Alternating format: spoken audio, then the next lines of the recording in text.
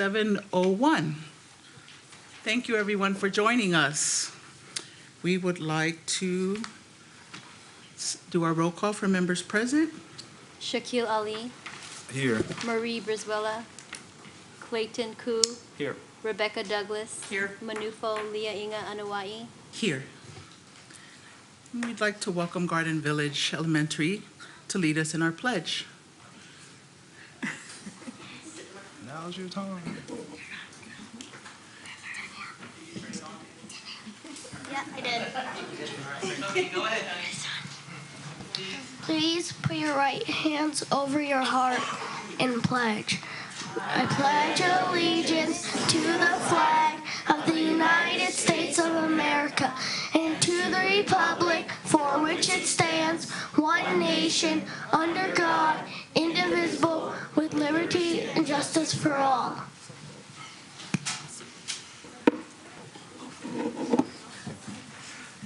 Thank you.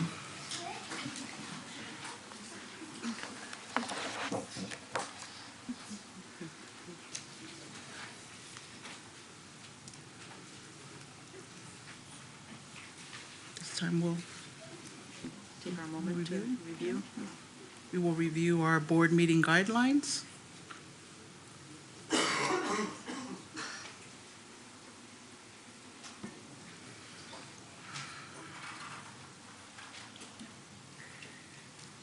Okay, thank you.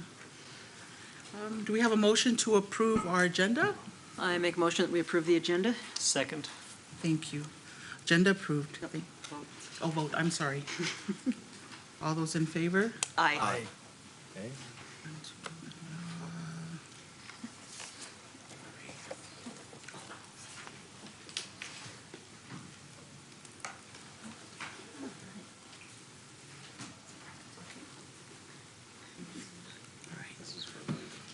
Now we have special presentations. We have first up the Roadrunner Service Club from Garden Village Elementary. Welcome again. Thank you, Principal Casey.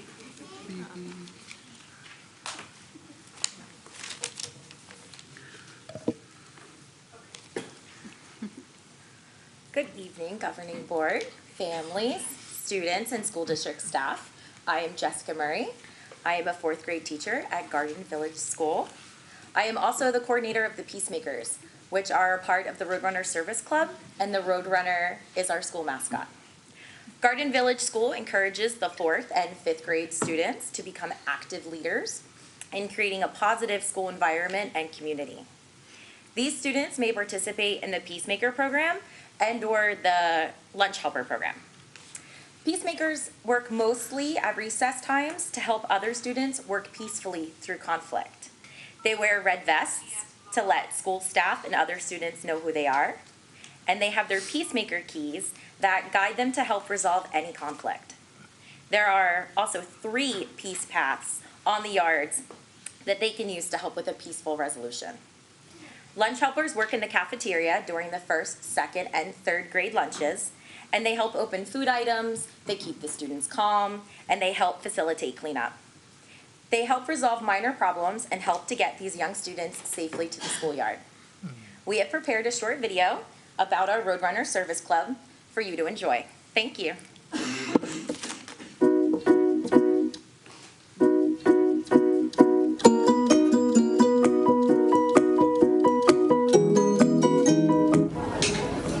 So this is Garden Village School, and this is Roadrunner Service Club. It's for lunch helpers and peacemakers, and 4th and 5th grade help. The Roadrunner Service Club is peacemakers, lunch helpers, and anyone who helps with anything. The Roadrunner Service Club is a club of service at Garden Village. For the lunch, we have lunch helpers, we have peacemakers. Lunch helpers, well, I guess we help the lunch, get the kids quiet, make sure they eat their food.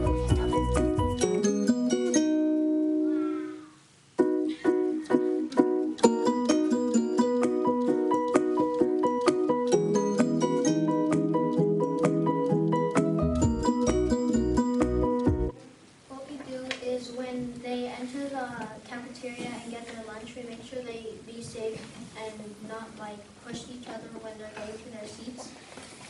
We make sure they sit down, eat their food, and help them open if they can. And don't let them play with their food, and don't let them share the food. And don't throw them. My name is Emily, I'm in 5th grade. My name is Brian, I'm in 3rd grade. I like being a lunch helper because I get to know the younger to get better. I like the lunch helpers because they keep us safe and they're respectful and they're responsible too.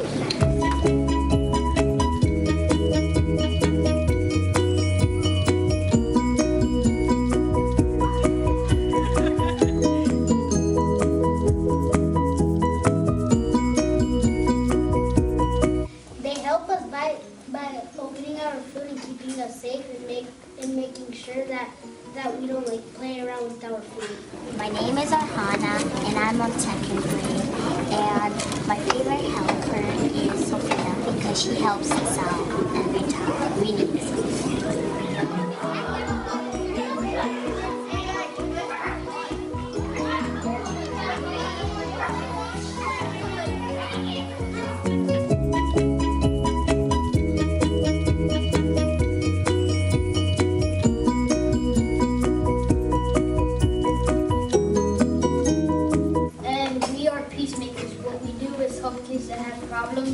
And if their balloon is full, we'll help them relax so they don't get in a physical fight or any type of fight. We use these key cards so when they have a problem, they could just read off the cards and solve the problem. And outside, we use the peace path to solve their problems. So one time, me and my friend, we were in a big conflict about basketball because he said I fouled him and hit him too hard. Then we went to the peace path, and we've been friends ever since.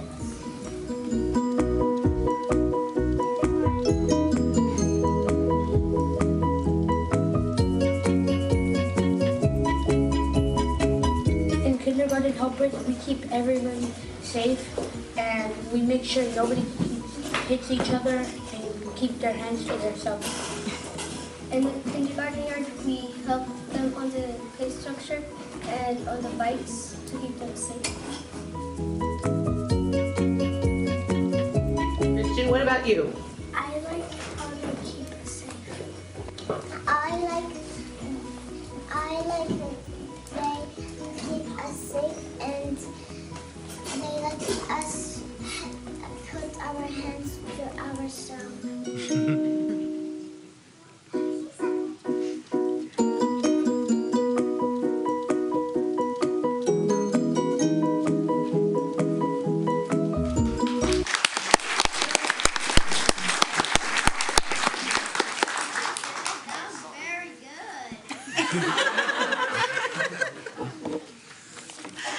Do you have any questions? Well, how much fun did you have putting this together is my first question. Well, actually, special thank you. Ms. Sharma, stand up, please. She doesn't want to. She's our videographer. Oh, okay. I don't know how much fun she had, though. She thought I was a little autocratic, but you know, she cut me out of most of it.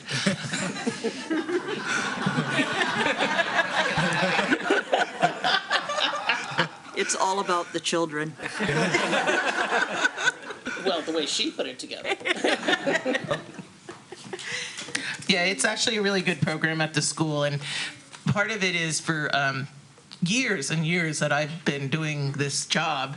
Part of the thing for gifted and talented is leadership, but the other thing about gifted and talented is all kids are gifted and talented in different ways. So this leadership role they take here is really incredible, and they do a fabulous job. And we do reward them. They get a picnic at the end of the year, and they get, you know, little treats throughout the year, which some people come up and say, "Where's my pay? It's Friday, where's my pay?" But they do a great job. Where did you get the idea to have the lunch helpers? Because I've seen, peer mediators, conflict managers, yard. I've never actually heard of lunch helpers, the students as lunch helpers. So It was me and 150 kids. I needed help. Actually, I'd started over at John F. Kennedy, and it was just, some kids don't want to be on the yard all the time. And they get to come and they sign up with a buddy, and so then they get to go out and have their own space on the yard later. Oh. So for them, it's a really nice alternative. yeah, it's great. Thanks. It is nice. And some kids want their own basketball court, which is what they get if they do this. It's a good reward.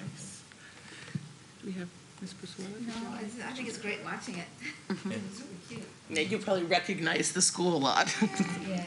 So, well, thank you very much, and thank you to my Peacemaker leader, Jesse, and to Ms. Sharma for making it, and thank you for watching.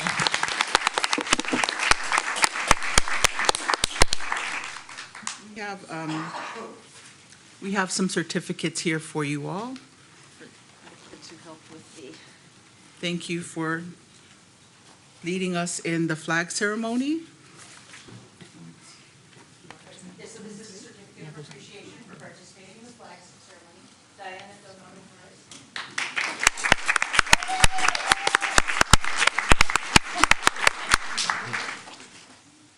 I have a certificate of appreciation for Theodore Moore.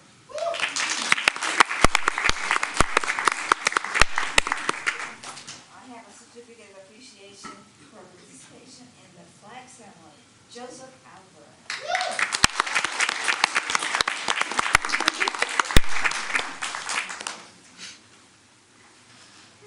Thank you all again for joining us on this very cold evening. Much, much appreciated. Now we will move on to communications, board member acknowledgements and commendations, and we will start with Dr. Douglas. I don't think that I have any. I just have one. This past Monday, I attended the Jefferson Council PTA Founders Day dinner. It was organized by the JC PTA, and Ms. Venezuela was there helping to organize. So I want to thank everybody for coming out to that. It was actually a cold evening on a earlier rainy day as well too. So thank you for everybody who came out to that as well. And it was delicious, in and out. It was kind of a weird combination of food, but it was pretty delicious. I not only attended, but as he mentioned, we worked on it together. It was kind of a 50s, 60s kind of an atmosphere, and it was just so many donations that came from different restaurants and facilities, even the garbage company. Everybody they all donated so much that was actually leftover food. And then they had a performance by the Westlake Performing Arts Group, and they had something like 40 dancers and singers there, and they all got to eat too, so it was a grand time and quite well represented, so we had a good time. Thank you. So I'm trying to think if there's anything else that we, nothing else we did. And excuse me for being a few minutes late, a very late doctor appointment.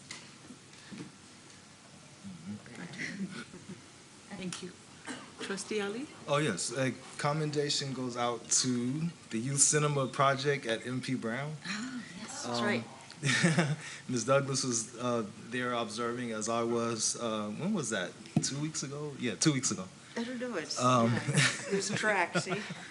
But we got to see the students learning how to work together and how to become a good team, because they're all divided up into about 4 or 5 teams of 5 students that are all working on their films together. And they're past the planning stage, and now they're getting to the filming stage, and I guess they had some artistic differences. So we were there at a time when they were learning how to be good team members, and I think it was actually good for me to see that as opposed to them filming. Yeah. So I don't know if you want to say I was, now that you remind me of that, I was very impressed by the leaders who clearly, they had probably dealt with this before, let's put it that way. They had a clear plan of what to do to work these kids through it, to teach them some conflict management. and managing their own feelings. A lot of it was about managing your feelings and assuming good intentions, that you can defuse a lot by assuming that the other person had good intentions. So that was a really nice thing to witness. And yeah, thank you. Yep. So that was great. Also, commendations go out to FDR School. I went there for the Black History program and was very welcome there. I was trying to be low key, but they announced that I was there, and I just said hi to everyone. But it was good. I also attended last year, so I was glad to see that it continued and how many people went out there to support it, even though they had already gone to the Lunar New Year celebration at the school as well. And I was able to hear firsthand from some of the parents that they like the direction that the school is going in. So keep up the great work there.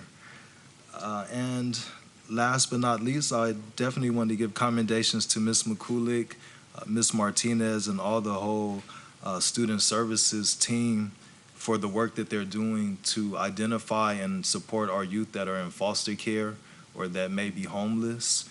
I know we've talked about this now for the last maybe 3 meetings, and Mr. Koo and I, was anybody else there?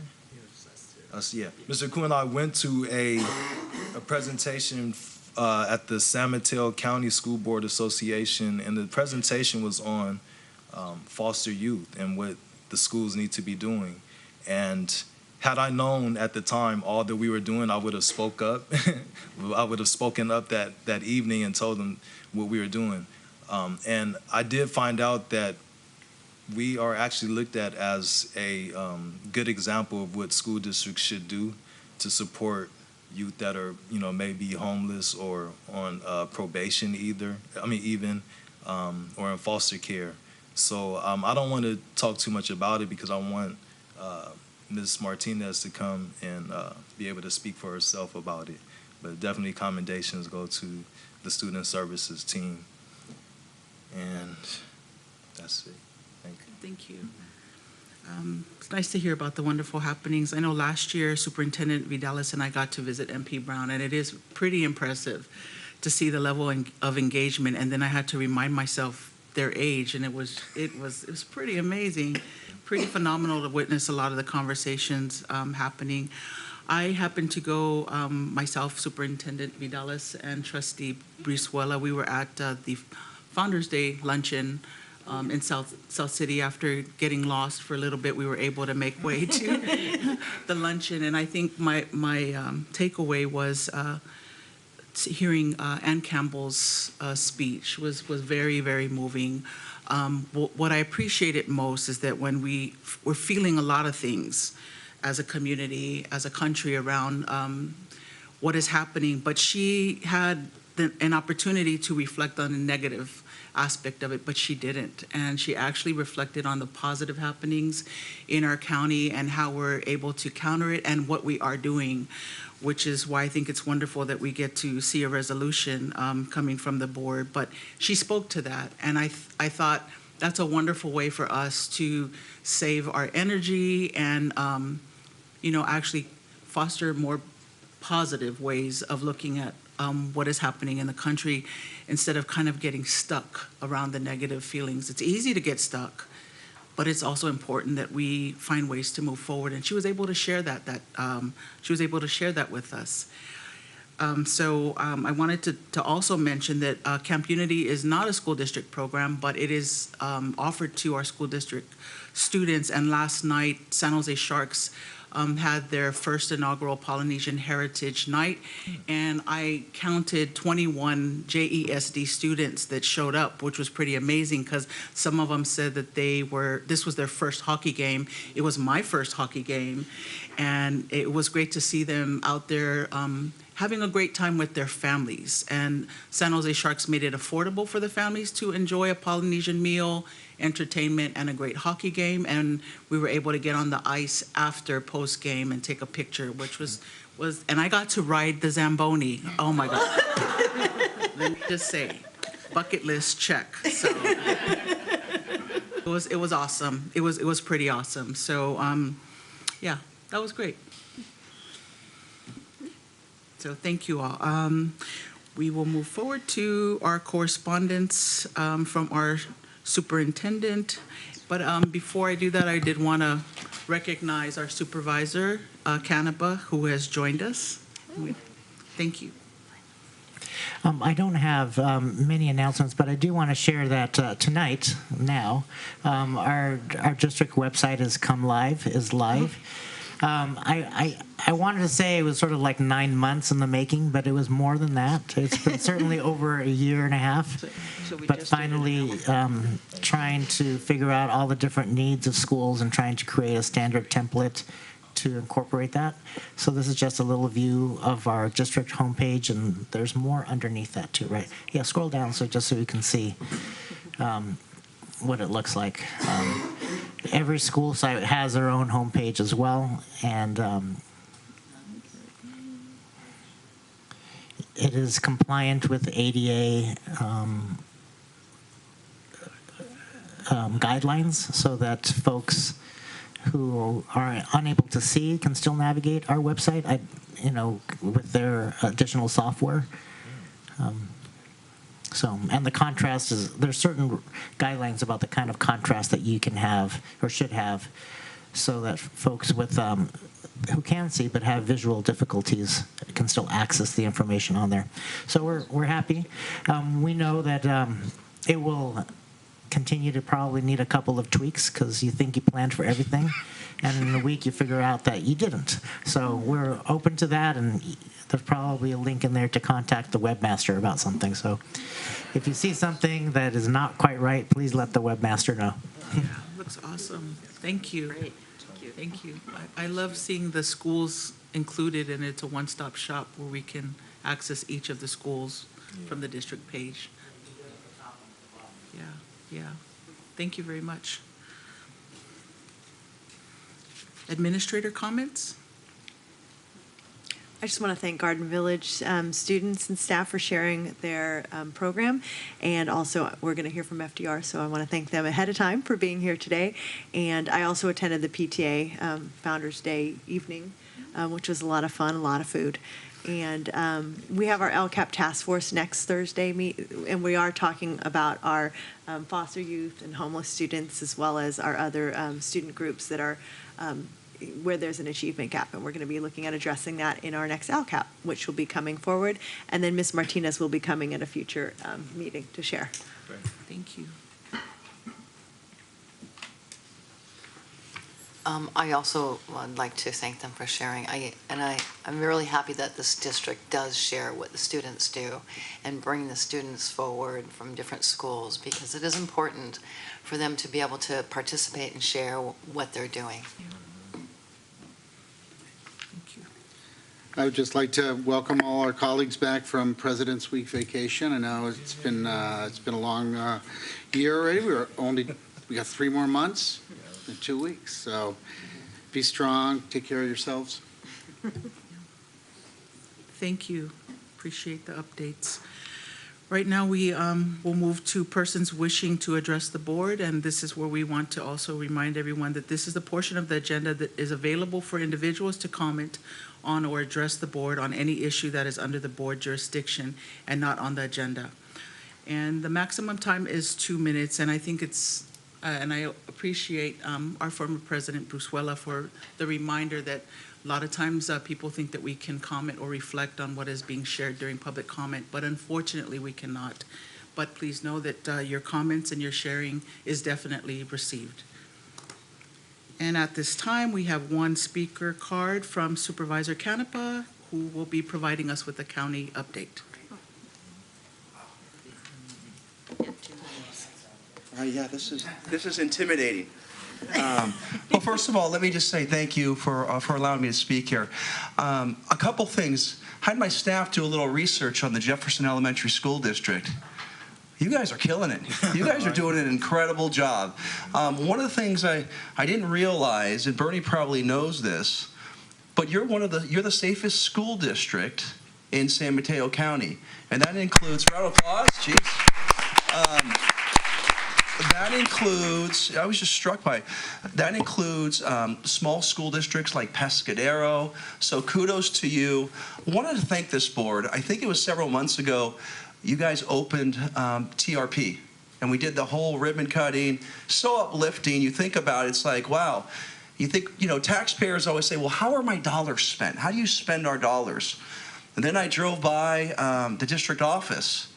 District office looks very, very nice. And I remember, and you remember people who were on the oversight committee on the board, all those sort of, different issues that were raised.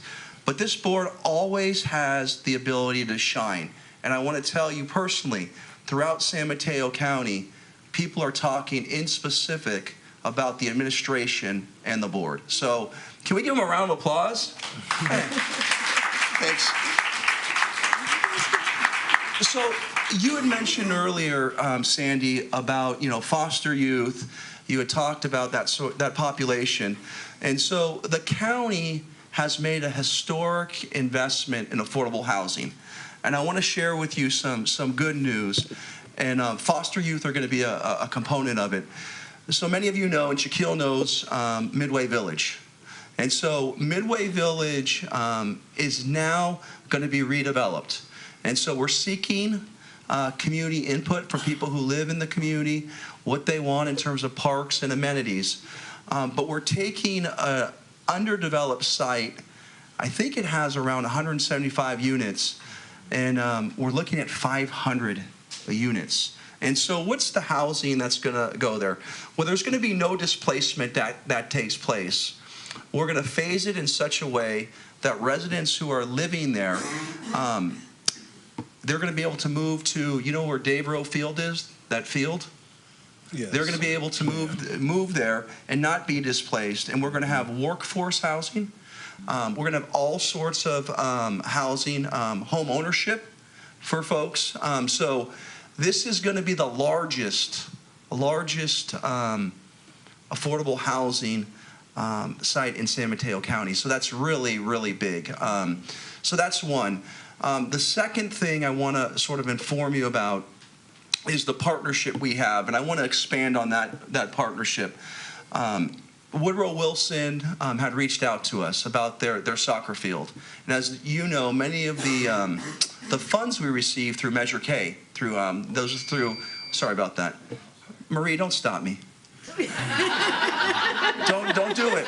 Don't do it. I've known you for a long time. No. So what we were able to do and we were able to contribute is through those Measure K funds, we were able to top off the field by giving a contribution of $10,000. And so the school district and through nonprofit, various, what's the group called again? Scores?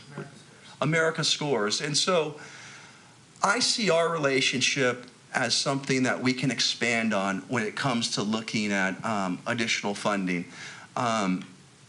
You know very well that the big lift has taken some cuts.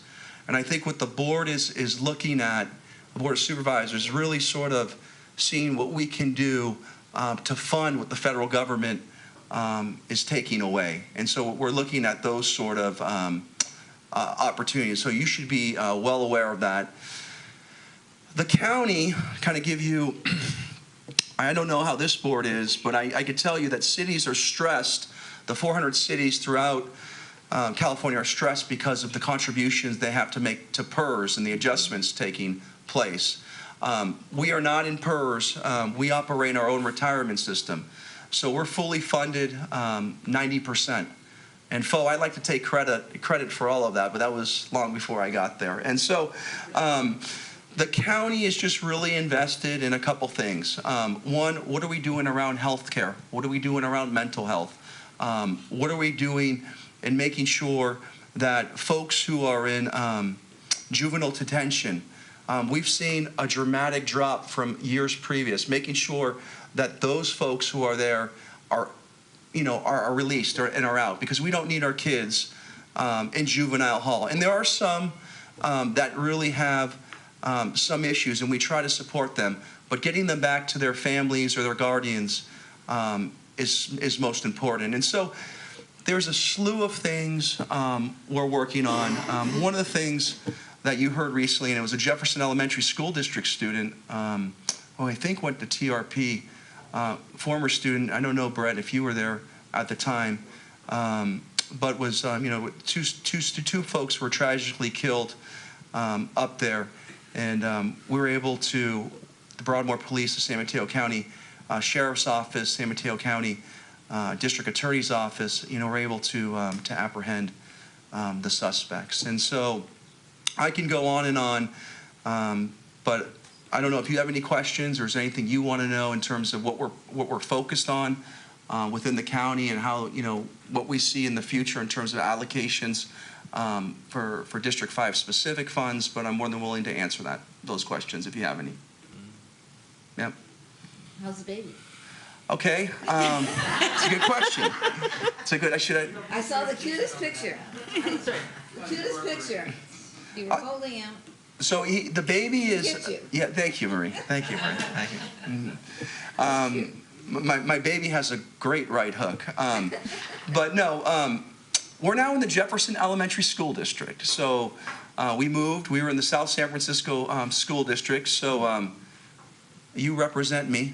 No pressure, no pressure. But and I promise I won't be at every meeting. No. Yeah, thank you. I will.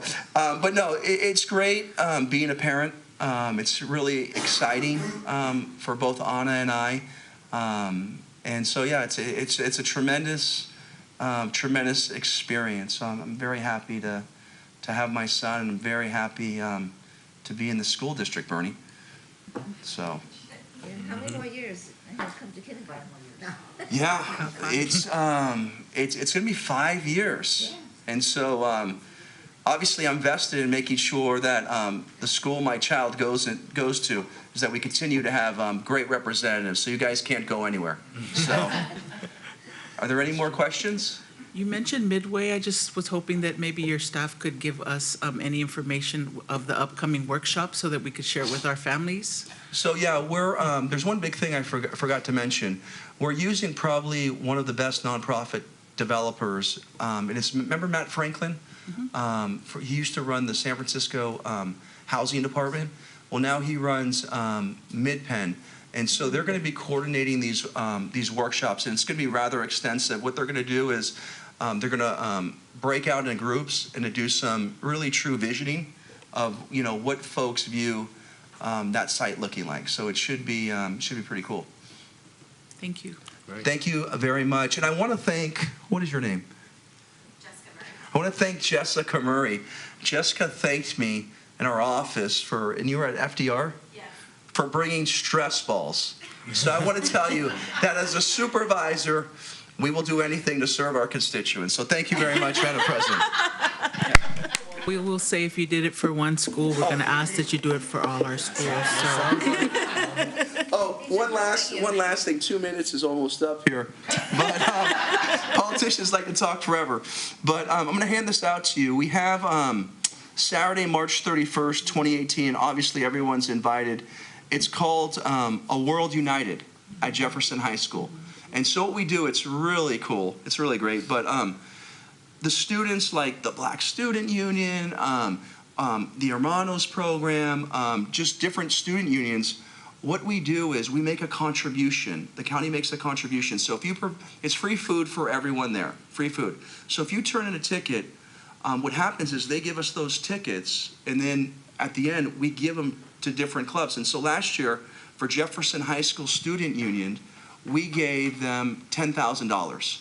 And so they work extraordinarily hard. So please come out. Let me say it again. The food is free, and you're helping the students. So it's really good. We have performances outside. We have performances inside. We're actually having Marie doesn't know about this, nor does Clayton, but we are also having an Easter egg hunt. And I didn't tell Rebecca that. So a lot of fun stuff, a lot of performances. Bernie, I see the hook coming, but thank you very much. Mm-hmm. All right. Thank you, Supervisor. 2 minutes. Okay, thank you. Thank you, Mr. Canapa. We will move on to our general functions. And so our consent agenda, do we have a motion? I make the motion that we approve the consent agenda as presented. Second. We have a second. All those in favor? Aye. You gotta take notes. We'd like to welcome our FDR team for, and our facilities for an update.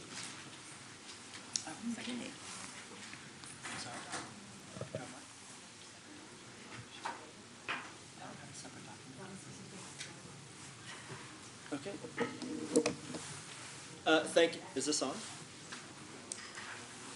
Thank you for having us here, and thank you the staff and our families who showed up today. When I first walked in, outside, I saw the sea of red of Garden Village, and I'm like, wow, those look really great, those red sweatshirts. But we have brand new black jackets with our brand new logo that this is the first time I've worn it. Nice. And so our staff is wearing it as well, so thank you. And we kind of, it kind of like unites us and makes us one. Oh, I forgot something, excuse me. So at the beginning of the year, our leadership team, which a few members are here, we came up with a theme to kind of help us focus on the year, and that theme was one. The word one, so we're one school, one staff, united together to help one student body.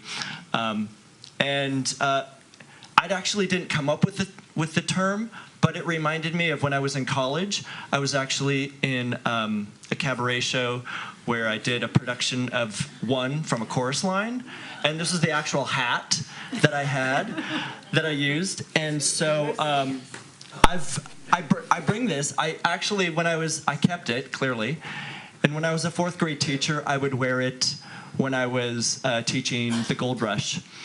And then I bring it to every one of our staff meetings to kind of remind us that, we are one staff focused on whatever we're focused on. And so I thought I would bring it here to represent our theme. And I usually don't wear it in staff meetings, but I thought, this is a special event, so I'll actually wear it for tonight. So this is our school. You've probably all seen this as you've driven down Skyline Drive. And about 2 years ago, before I even applied to the school district, I was riding my bicycle down Skyline Drive, and I saw this school. I was actually going to visit a friend in Pacifica on my bicycle, and I'm like, wow, this is beautiful. I would love to work in this school. And as beautiful as this view is, once I got the job and went inside and met the teachers and the families and the students and the staff, I realized, wow, this, as good as it is looking at this view, it's really amazing inside. And so I'm very pleased and very happy to be here. And I think all of the people at our school are very happy to be there. So this is, request access. No. We have this amazing video that I have my phone. Oh my. Oh no. Okay.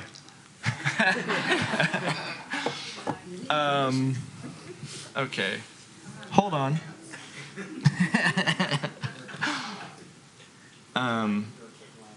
We're experiencing technical difficulties.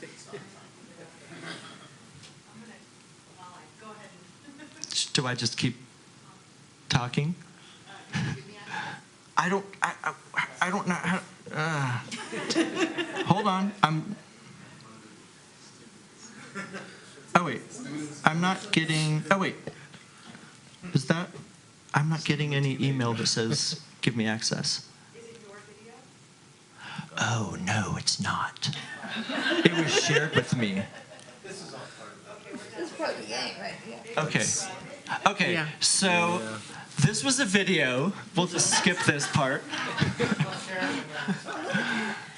This was a really nice video. That our speech therapist Stephanie Kanugi created.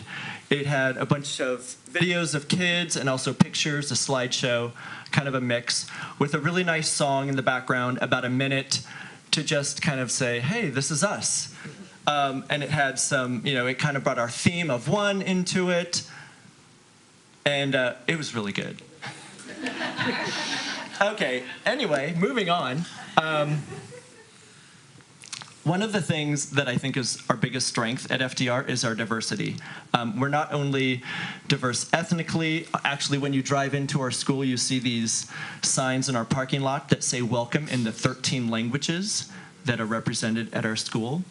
But we have SDC classes, 4 of them plus RSP. We are diverse in many different ways, and I think it's amazing for our students and our staff to be a part of a school where kids and staff interact with all different types of people, just as we do in the Bay Area. That's why I think a lot of us are living here in the Bay Area, because we love the diversity here, and I think our school represents that well, and it's a great place for kids to grow up and develop. And of course, we're all of us at FDR, the staff, we work because we love working with kids, and our students are wonderful. These are just a couple of pictures of our students. We have kindergarten, and we have all the way to 8th grade. So we are the only K-8 school in our district. And actually, maybe you know this about me, but when I was teaching, I started out at an elementary school, and then I moved into a middle school, but at a K-8 school. And then I taught at a traditional middle school. And then I became a vice principal at a K-8 school. So I've had lots of experiences across the board. And I think one of the things about K-8 schools that make them so special is the way kids develop in a K-8 school as opposed to having 2 separate schools. There's that nurturing feel that elementary schools have that continues at a K-8 school. It's stressful for kids to move on to a middle school where it's often big and they don't know kids, and there's maybe like 1 kid from their elementary school in their class. But in our school, that stress is eliminated, and so kids are able to continue to thrive and nourish and grow without all the stress of some of the stresses that traditional middle schools have. And our kids are wonderful. I mean, honestly, as I said, we are so diverse, so kids learn how to interact with all different types of people. And so, certainly we have issues, but we are able to, learn from our issues and grow from them. And so the kids are just wonderful. And thank you for the students who are here today. And next, we're going to have one of our parents, Nicole Bongard, speak.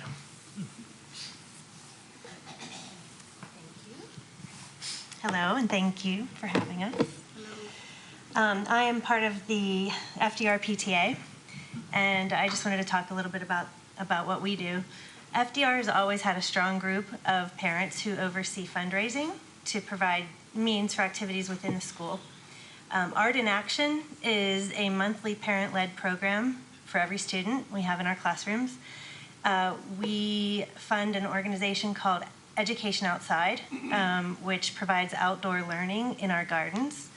We fund field trips, and we often host daytime and evening events to celebrate various holidays, either with home-cooked potluck meals or organized food donations from the community.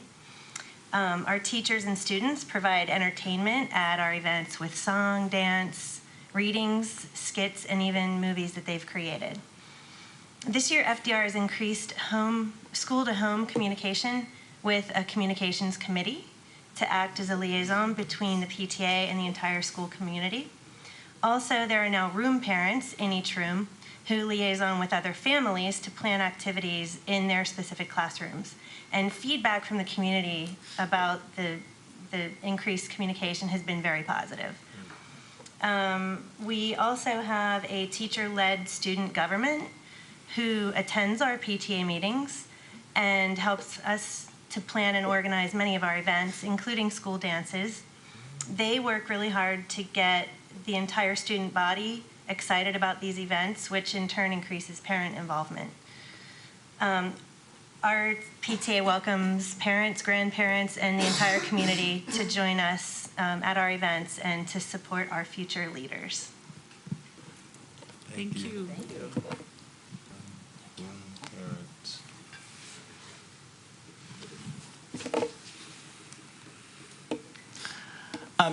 We also have an amazing staff. We actually have over 60, possibly over 70 people that work on our site. Most of them are teachers and classified staff, but we have administrators, counselors, after-school people, Latchkey, which is our preschool, and after-school program is there. And again, they're all amazing people that it's a joy to work with them. And thank you for the staff that's here tonight. And of course, you know, the biggest reason schools are schools is to teach students the academics. And we are focused on academic rigor every Wednesday. In this district, I have to say, everything is an acronym. When I came here, and I'm like, I couldn't keep track of what was what. And so I thought, okay, I'll just embrace this. And so the early release Wednesday, I called it ERW in an email to staff. And the staff was like, what is this? And I'm like, oh, I thought I was like joining the district lingo. And clearly that's not. But anyway, now we call it that. So, you know, every Wednesday we meet, the teachers meet to collaborate. They plan, they look at data. We've got some teachers piloting our ELA and our math programs that will be adopted for next year. There's lots of tech integration happening, which I'll talk more about in a moment, across from K through 8. And we have professional development, whether it's led by, you know, on institute days, or teachers go out, find out workshops or conferences around the local area. There's lots of ways that staff could continue to improve to make sure students are learning at a rigorous pace. And next we have our vice principal. Hi, I'm Liz O'Neill. I don't have a cool hat, so I'm sorry. But when Sean was talking about the acronyms, I was thinking about, I did have a lot of fun at the beginning of the school year because every half hour, what does this stand for? What does this stand for? So I did have some fun with that. So I'm here just to talk to you briefly about data, how we use it at FDR. I've provided a couple slides or a couple visuals of our Smarter Balanced Assessment for both ELA and math for the past several years. And we have made some growth in ELA, but our math has been pretty flat. So we use this data along with a multitude of other data such as FastBridge, teacher and classroom, formal and informal assessments, data from the district. And we use that to just determine student needs. What needs do our students have and how can we help meet those needs? So we have used some of our LCAP money to fund both a reading and math intervention for our students in need. We have after-school tutoring. Our teachers use all this data to help them develop their small groups of how they're going to best meet the needs of those students. We take all of that and we're developing our MTSS process this year, and I'm really proud of how the teachers have embraced it. There's been a lot of change, but they've been really embraced this new process of MTSS with us, so I'm really proud of that. Thank you. Thank you.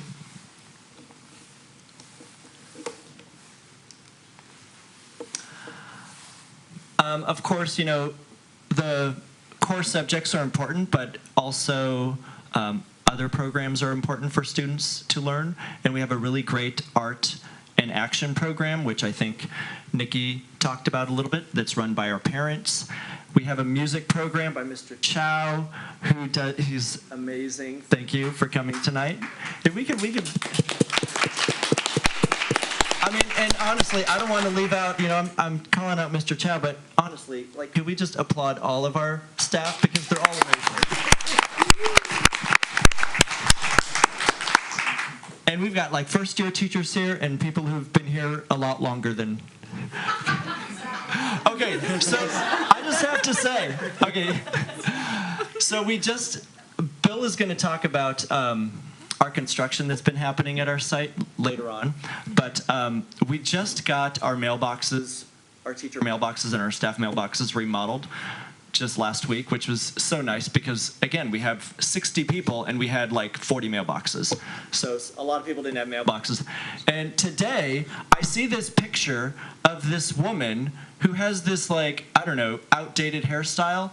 And I'm talking to Michelle, our office manager, and I'm like, who's that? And she's like, and I'm like, is that Kelly Chalk? And she like pulls it down and she flips it over and it was like, Kelly Chalk, 27 years old. So it was a couple years ago. I should have brought it, yeah.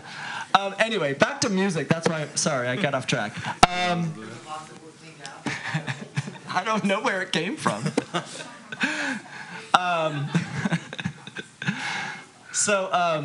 Brian teaches not only instrumental music for our middle school students and every day, and our 4th and 5th graders once a week, if they choose to, but he also teaches music to every 4th and 5th grade student, 4th through 8th grade student that we started this year. So every 4th and 5th grade class gets it once a week, and every middle school class gets it for a week at a time on a rotating basis.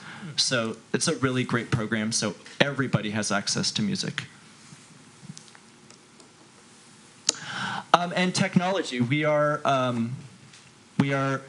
one-to-one Chromebooks from 2nd through 8th grade. That's something that the school invested like over the past several years. Our kindergarten have and 1st grade they have iPads, 20 iPads, so they could share. The iPad, so a whole class could have one for each kid, or they could just have small groups of like 5, and they use it in different ways. We also have our STIRTs and our STARTs, more acronyms, which are basically the IT people or the tech integration people at our school. Teachers who, one of them is right here, Kat Emberg. They kind of help bring all of us along on all of the new technology and helping us integrate it so our students can use it in their learning. We also have lots of social emotional learning. One thing I love about this district is this district really kind of supports that, which is great to see. And we have 2 amazing counselors that are share a position, plus a couple others that come in from random places. We have defined specific places that are not our site generally. Defying the Odds, which is a brand new program. They're just starting the last couple of weeks with some of our middle school students. We have Second Step, Soul Shop, and Peacemakers, which I think Garden Village did a great job of explaining what they do. We have Playworks. Our PBIS is fully implemented. This is not our school. Everybody's like, wow, that's so nice. But this is our inspiration. So we have Education Outside, started this year with us, which is a next generation science garden program that's in, I think, 4 of the schools in this district, plus a lot of schools in San Francisco. This is a school in San Francisco that a friend of mine teaches at, and so I took this picture from his Facebook page because I showed it to our Education Outside teacher, and I'm like, this is great. I want this. One of the things that this school clearly does not have is gophers, because our school has lots of gophers. So you can't plant in the ground, but we do have planter boxes, lots of them, and we have lots of plans to really expand our garden. And all of this from K through 5th, and then even some of our middle schoolers, thanks to Ms. Bohm, one of our middle school teachers, they work in the garden. And one day, maybe it'll look as nice as this one. And And then we also have farm animals, which makes our school unique. We have chickens and rabbits and ducks. And so when I first was at our school, I was doing some interviews, and you could hear the ducks or the chickens making noise. Clearly, I'm not like a farmer, but I have to say, it's great to see the kids hanging out with the animals. As I said, we have lots of SDC classes, and a lot of our SDC kids who might have, some. Not just our SDC classes, but so there's some kids in general that, they just might want to interact in different ways other than just going to regular recess and playing a game or something. And so they could hang out with the animals and take care of them. And a lot of kids do that at lunchtime if there's a staff member who's available to hang out with them. A lot of our SDC classes do actually go out and kind of take care of the animals, and it's really great to see the interaction. We do have plans to kind of house the animals in a really interactive learning environment that I think maybe Bill is going to talk about. So I'll leave that for him. And next we have Jenny Hu, our president of our student body.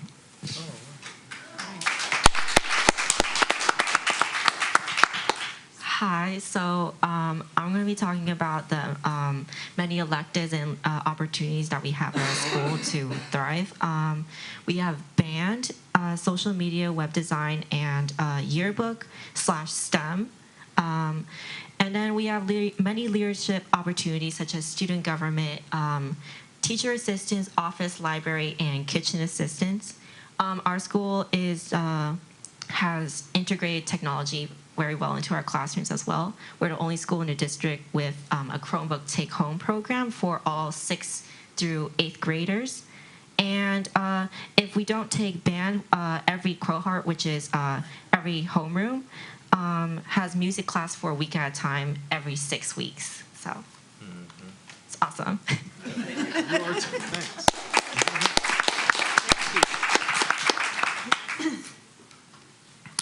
And then I think Bill's going to talk about this. He's got nicer slides with pictures, actually, of our school. So he'll talk about that. I'm going to skip that one.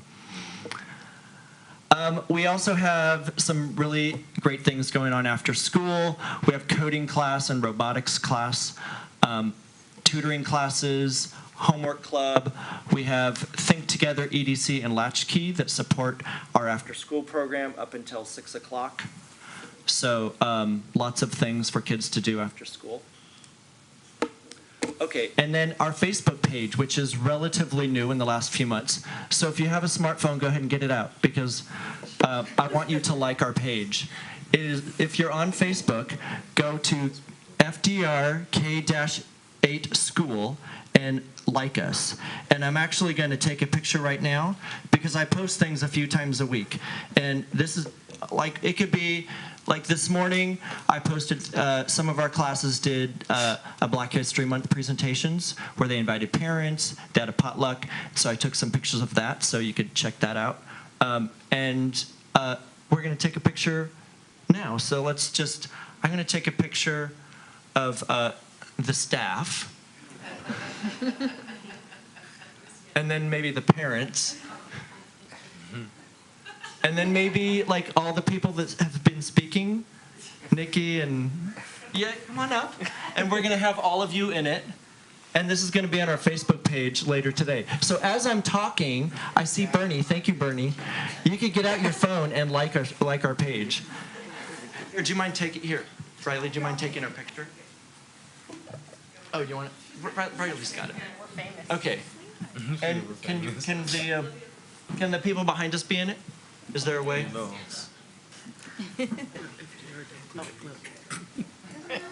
No pressure.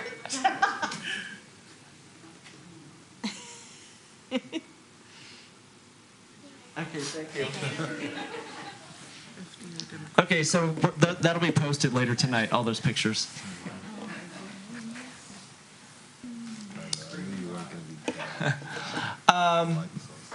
And so that's basically it. Here's just some closing pictures of some of our students. I was going around as I was preparing for this presentation. I was going around taking some pictures. Lots of kids smiling, having a good time. And then there are these pictures of the 3 boys. This was actually at lunch recess yesterday. Everybody's playing around, having a good time, playing ball or whatever. And they're literally just all walking together, reading a book. And I'm like, that's amazing. It's not staged. It looks staged, but it's not staged. Okay, and that's us. Thank you very much. Do you have any questions? Have any questions or comments from the board? That was pretty comprehensive. Thank you. I'm still trying to get this thing to respond so I can like your Facebook page. Thanks again for the presentation. I've been to FDR, so I've heard some of these programs, and I also do follow you guys on Facebook already. Actually, I liked your posts earlier tonight about being here tonight, actually. So I have a question. You mentioned a new program, Define the Odds. What is Define the Odds? So that is a new program that all of the middle school students, or all of the middle schools in our district, have just started. This person, Robert Harrison, I think he worked with some TRP students in the past and with some other schools in San Francisco. He basically has this, he kind of grew up with, where he defied the odds, and he has become very successful, and he wants to give back and kind of create chances for some of our middle school students to defy the odds and become successful.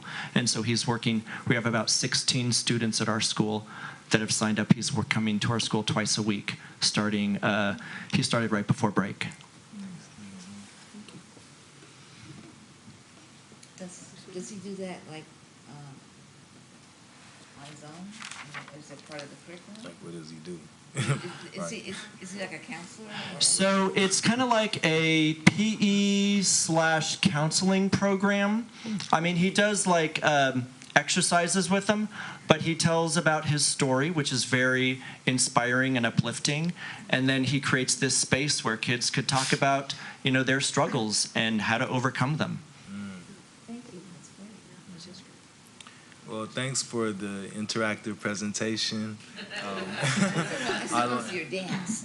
Well, we don't need all of that, but I appreciate how you involved everyone. That's what I'm noticing, that everyone had a part to play in this, and that's what our schools are about, everyone working together, making the schools a better place. And I mentioned, just from my brief time being there that night, that I saw things were headed in the right direction, but now you've showed us.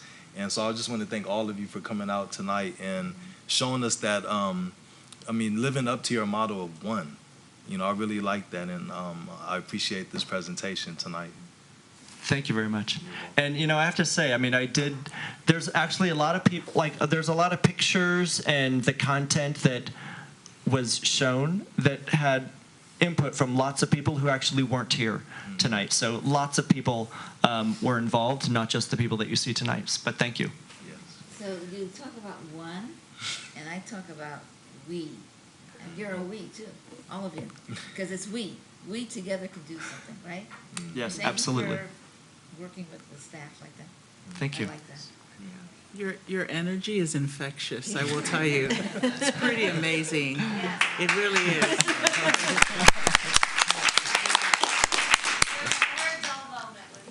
Yeah, it's wonderful. It's for me tonight to see your presentation is very, very refreshing. And I think for us to be able to hear of the positive progress happening at FDR is something that, as board members, I think we've been waiting to hear what's going on there, and to come tonight and share all of these wonderful happenings.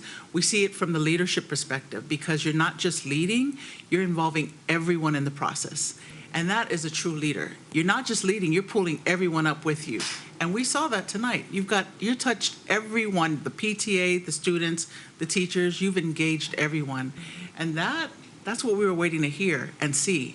And I'm very grateful to be able to receive this presentation tonight. Thank you so much. Thank you. Thank you very much. So this presentation has two parts. One is the program component, and then there's also the facilities component. So I had gotten a request to hear an update on FDR, and I wanted to give Mr. Higgins at least 6 months to establish the direction that he feels the school should go in, and some programs before he came before the board to show where the school is right now. And now I want to invite Mr. Heath to talk about some of the building and facility improvements that have already happened, as well as some that we are expecting to happen in the future.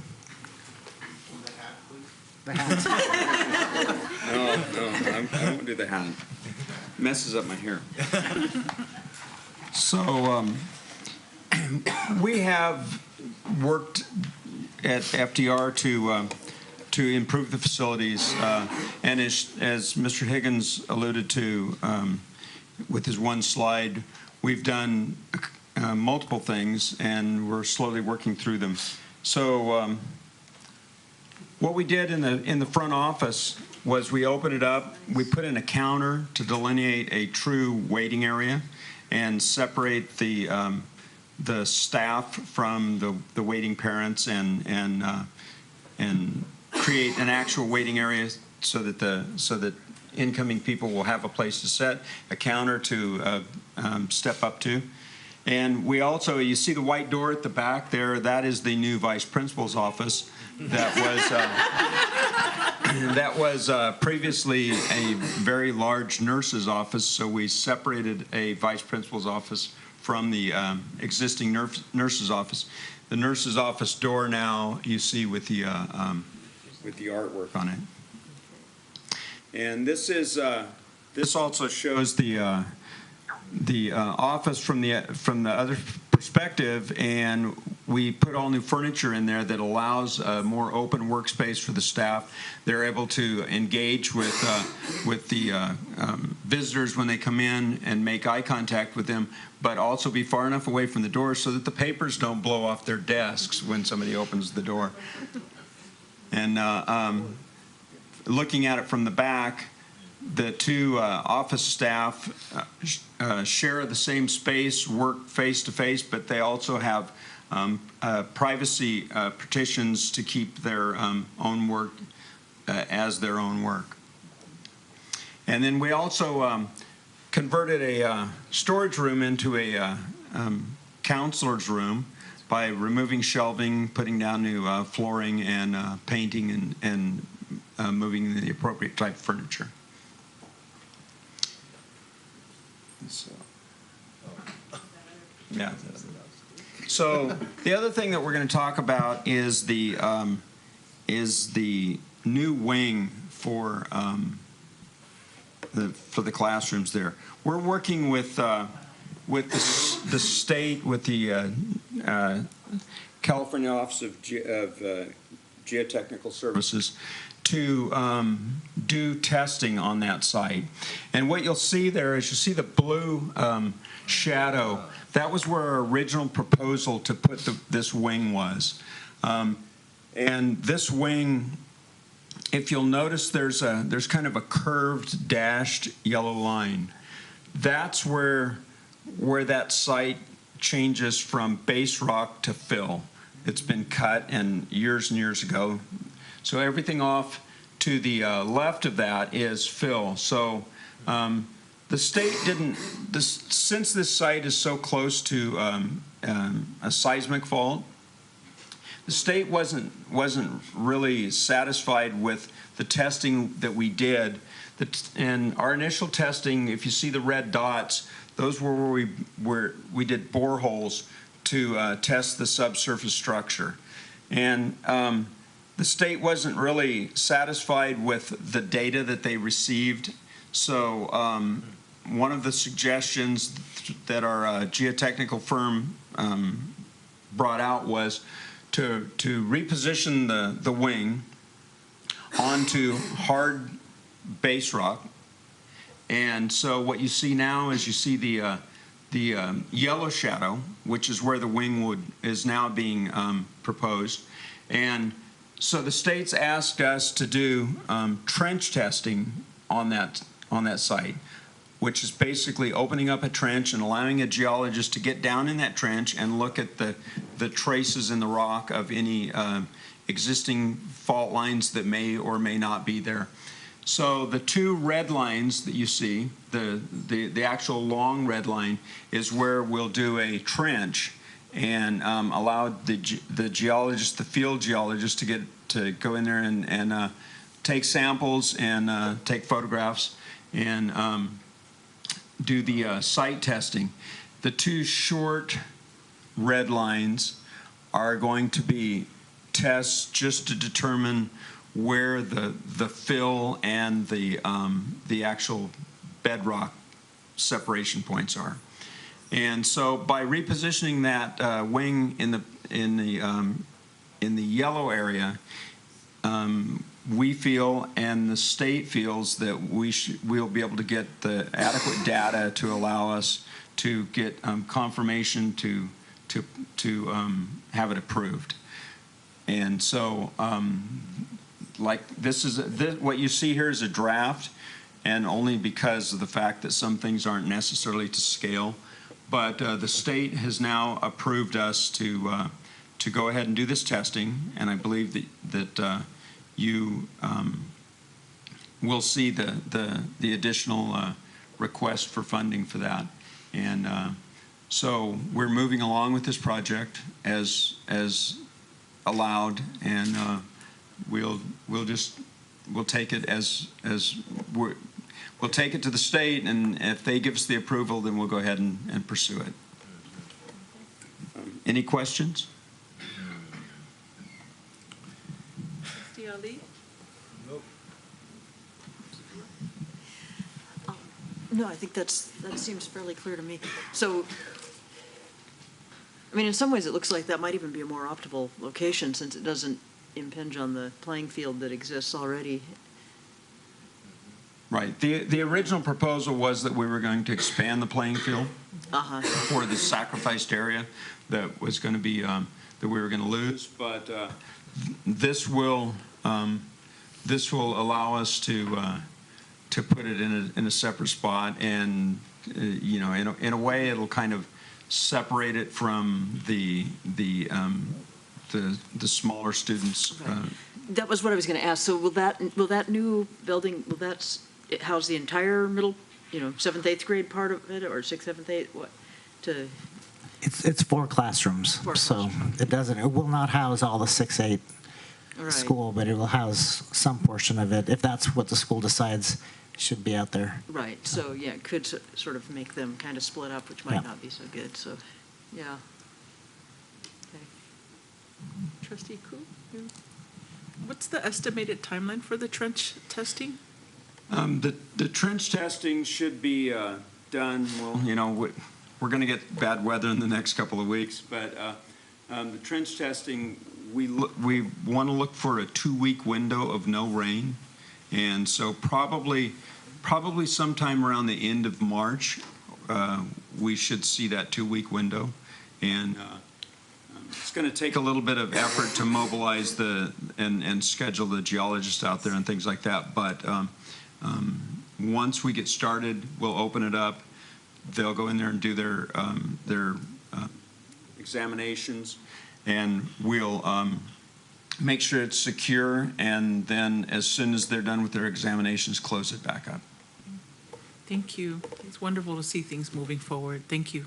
Thank you. You have a question? I actually have a question. The relocation of the plans classrooms is shifted a little further away towards more kind of a base structure. Does that affect the rest of the school at all? Since part of it's on fill, does that affect any part of the other? Well, the rest of the school is on the lion's share of it is on fill, but you have to realize that fill has been there for 50 or 60 years at least, and with no settling. And what we did ascertain when we did do the boring was that they did not find anything that they didn't like from that instance. What they were specifically looking for in the boring, in addition to that, is evidence of trace faults, and they didn't get that. But you know, in the effort to err on the side of safety, and to also give them the answers to the questions that they needed, that's when we decided to move the site. Thank you. Yeah, there was no assurance that if we conducted the tests that they wanted us to do, that we would get approval. So we wanted to just be, if we're going to spend a significant amount of funds to do this testing, we wanted to be closer to, if the testing comes out positive, that we would be able to move forward with the project. So that was part of the reason of shifting it to a different location. Plus, the school gets to keep that temporary portable that's probably one of our oldest ones. I'm not sure how long it'll last, but it is one of the oldest ones in the district at this point. They only have a 20-year lifespan. I think it's been there beyond that. So. And the other thing it does is, by not having it out there where the blue site is, it allows for that $20 million view on the clear days to see the ocean when the students are out there on the playground. They won't be looking at another classroom wing. None of this stuff is affecting the preschool in front, right? No, not at all. Thank you. Thank you again to the FDR team. Now we will discuss and review our governance handbook 2018 updates. And the administration does recommend the board review and adopt the Jefferson Elementary School District Governance Handbook updates as discussed and developed with the assistance of CSBA at a governance leadership workshop on February 3rd, 2018. New revised or update information has been highlighted. Do we have any sharings for discussion? When I looked it over, it looked right to me. Yeah. Trustee Brusuela, do you have anything you wanted to share? We probably talked a lot more. This is condensed. Okay. It's It sounds like we have reviewed and feel comfortable with this, and so do we have a motion? I move that we adopt the Jefferson Elementary School District Governance Handbook 2018 with the updates that we discussed and developed at our last leadership workshop on February 3rd. Second. Thank you. We have a second. All those in favor? Aye. Aye. Thank you. And to come upon the resolution, number 18-02-28, I want to extend a special thank you to our Vice President Koo for facilitating this conversation with Superintendent Vidalis. And so in honor of the Parkland shooting victims and in support of greater prevention measures promoting school and community safety, we have been provided with the resolution. So do we have before we actually put this to vote, I did want to say, I think I would like to request, it would be wonderful for families to be able to have this shared with them if it gets, after we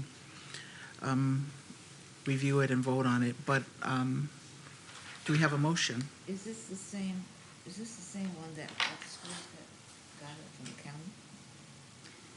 Is this the one that? Yes, this was based on that template, yes. Because that's what I was told, that, because I heard her talking, and she said that everybody was going to receive this, and I was wondering, is it the same? Everybody received the template, and every district adapts it to their district. So it's all based on the same one, but every district will, not every district, many districts will adapt language or include language that's important to them.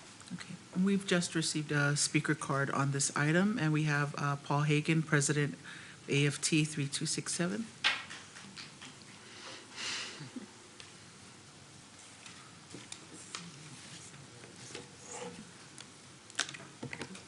Good evening. Good evening. Thank you. Is this still working?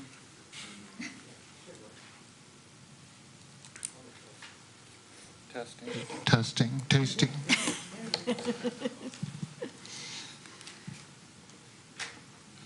Let me use some technology here, which is great when it works, huh, Mr. Higgins? It's great when it works. It's just like my classroom, you know. God, I had this great presentation. I had this great lesson, but ooh, no internet. I'd like to speak in favor of this resolution, which is, I haven't actually read the resolution, so I'm speaking in total blind faith here. But, and that's the end of my shtick, I would like to read an email that went out from Joshua Pichalt, the president of California Federation of Teachers.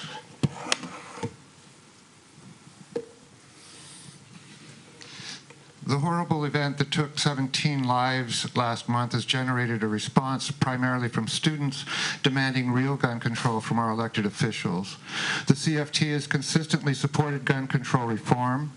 These include on assault weapons and high-capacity ammo magazines. Excuse me. And corresponding weapons. And we support laws that would require a permit for the purchase, acquisition, and possession of ammunition. All of these were passed at our 2013 CFT convention. At this point, there are some actions which are being discussed among the educational community. I'll skip to, at this point, AFT and the National Education Association are endorsing an action on April 20th, which is the anniversary of the Columbine shooting. We are still waiting to get some direction on what this action might look like, but I'm speaking in the hope that we can do something collaboratively and collectively. This is something I'd like to see families, teachers, admin, and all of us could stand together on. This is my hope, and thank you for bringing this resolution forward. Thank you, Mr. Hagan. So, did we have any other discussion on this? I did want to circle back on Trustee Brusuela's. I just wanted to make sure that your question was answered or clarified with regards to the resolution. Was it you were asking that everyone's using the template, or that districts have an opportunity to edit according to? I just spoke with the county superintendent, mentioned that all the districts were receiving a sample, just like CSBA sends us a sample of something, and I call it template, what I call it sample, whatever. But and so I just saying, I'm glad, and I didn't get to finish, but I'm really happy that all the schools are getting engaged, because it's about, when it happens to one school, it feels like it happens to all of us. And I know that the county's real good about, the county superintendent is good about reaching out and making sure. And she gave a fantastic speech at the luncheon, the 17th district luncheon, and it was amazing. And how we shouldn't be, angry. We should look at how can we work on something to make it better. And we can keep talking about how awful what happened. And yeah, it was awful, but let's think of doing it. And she basically talked about this. She sat at our table, which was great. So that's why I asked, are the other districts really doing this? Because it's got to be all of us, but it's not going to work. So. Yeah, just a little history on the development of this resolution. Vice President Mr. Koo contacted me at some point, and I forget where in this process it happened, but I reached out to the county office and I asked, do we have a resolution sample that we could consider, and they didn't. And so based on Mr. Koo's initiative, they took it upon themselves to write one. Mr. Koo and I looked at it. There are some features that were important to include that was not in the county resolution. But then I got this on Sunday night, And then I sent it back, and I said, here's what I think our board will be considering to pass. And then they took my and Mr. Koo's edits and included it in the version that went out to all school districts on Monday afternoon. So which ones were those? which ones were those? I think there was a section where we added that there'd be not just laws to restrict access to firearms at the very last resolve, but also to include full funding for mental health services. Because it is a solution that will require all kinds of actions, and we need to approach it from both sides, so that students and community members who have issues with mental health, that's not the reason why people are doing this all the time, but oftentimes could be prevented if we had sufficient resources for them. So, Yeah, because that's really what they're talking about.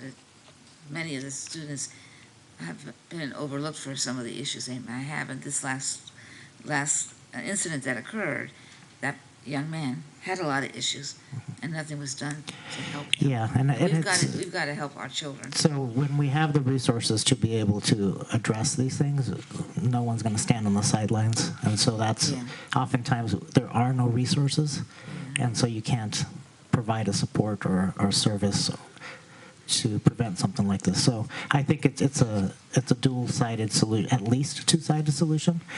So that was our addition to that, to make sure that it included that component. I would like to take that word out of the vocabulary.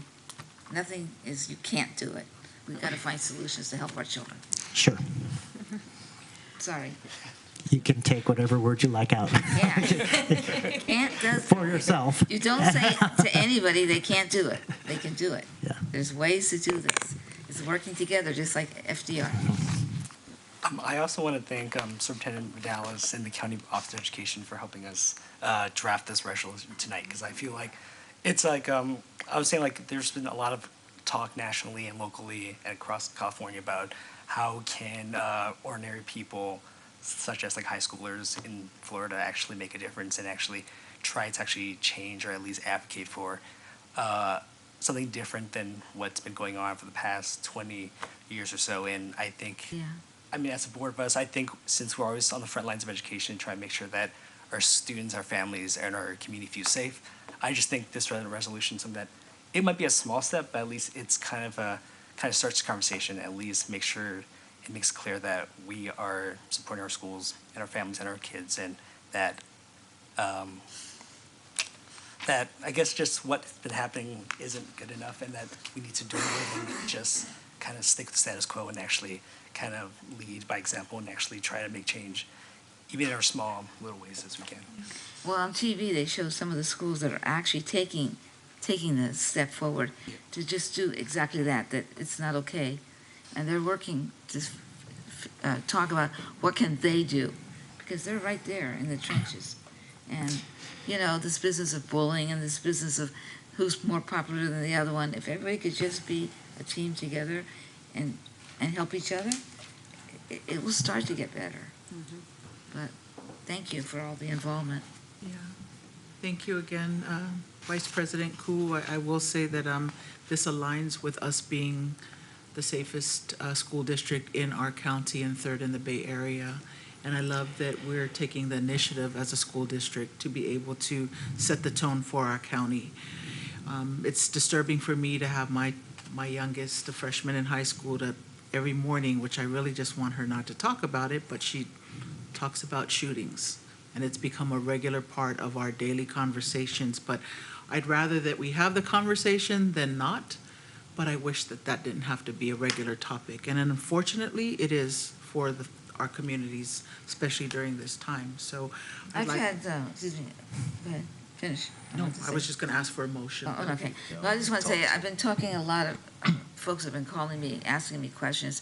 And the thing that's been bothering some folks is that our schools are open campuses. There are no fences around. You know, not that we want to build, fences, but they're built in such a way that lockdown isn't really lockdown, because anybody can come from the back, come in and approach a classroom. And I'm trying to say, well, I don't know that we have the funds to do all that, but it's a shame to say we don't have funds when. Don't say can't. Huh? Don't say won't. And wait for the next presentation, because the next presentation will shed some light on this. Wait a minute. If I told you, let's build a fence, you would say we can't. What I'm saying is, we can't say that.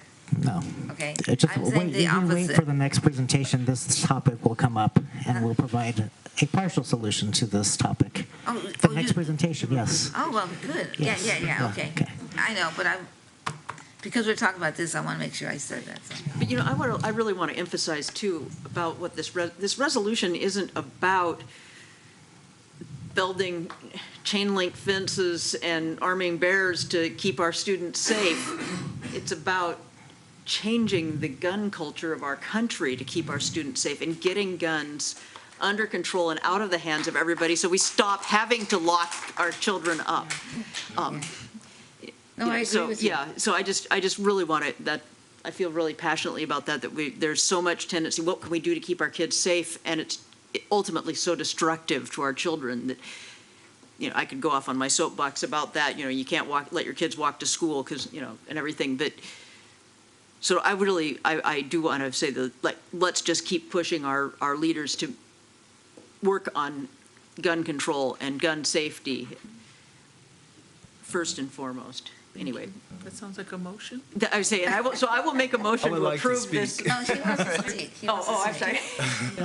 Just quiet. So I just wanted to say, I'm happy that we're doing this as well. I'm not sure if everyone in the room knows, but I am a gun violence survivor.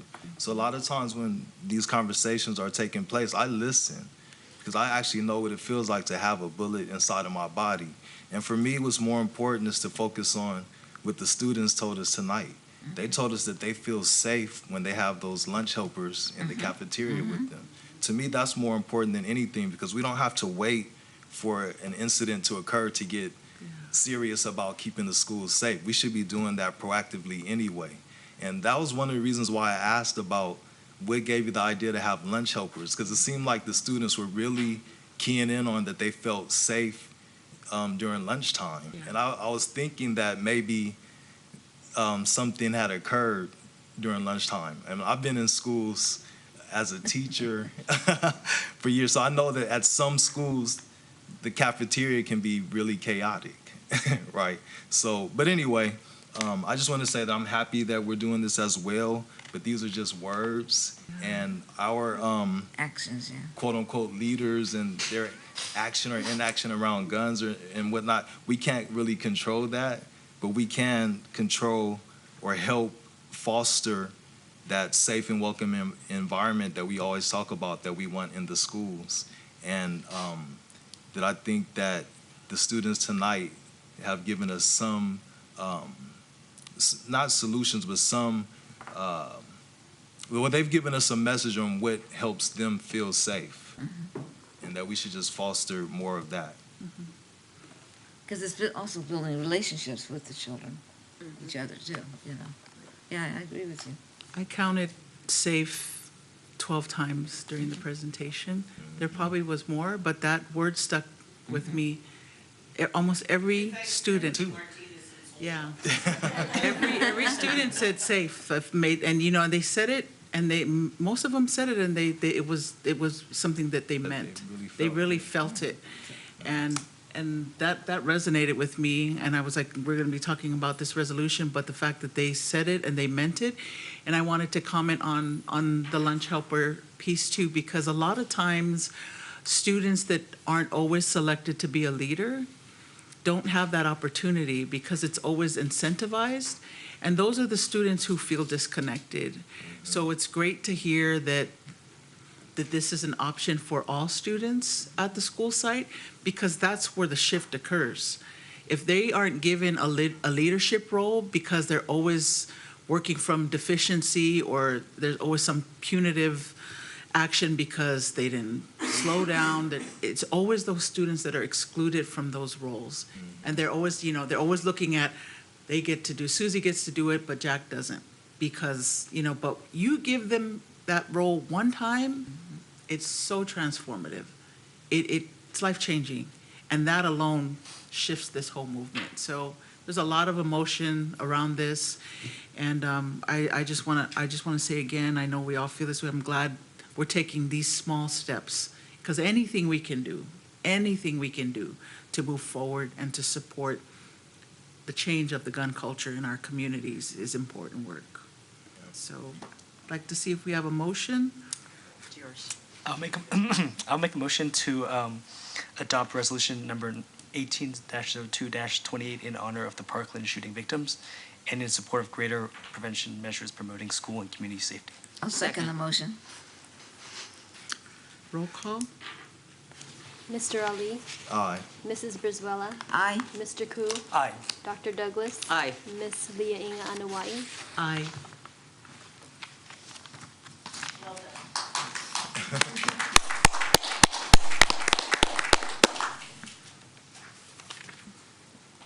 All right. Now we have an update on Measure I from Ms. Kessler.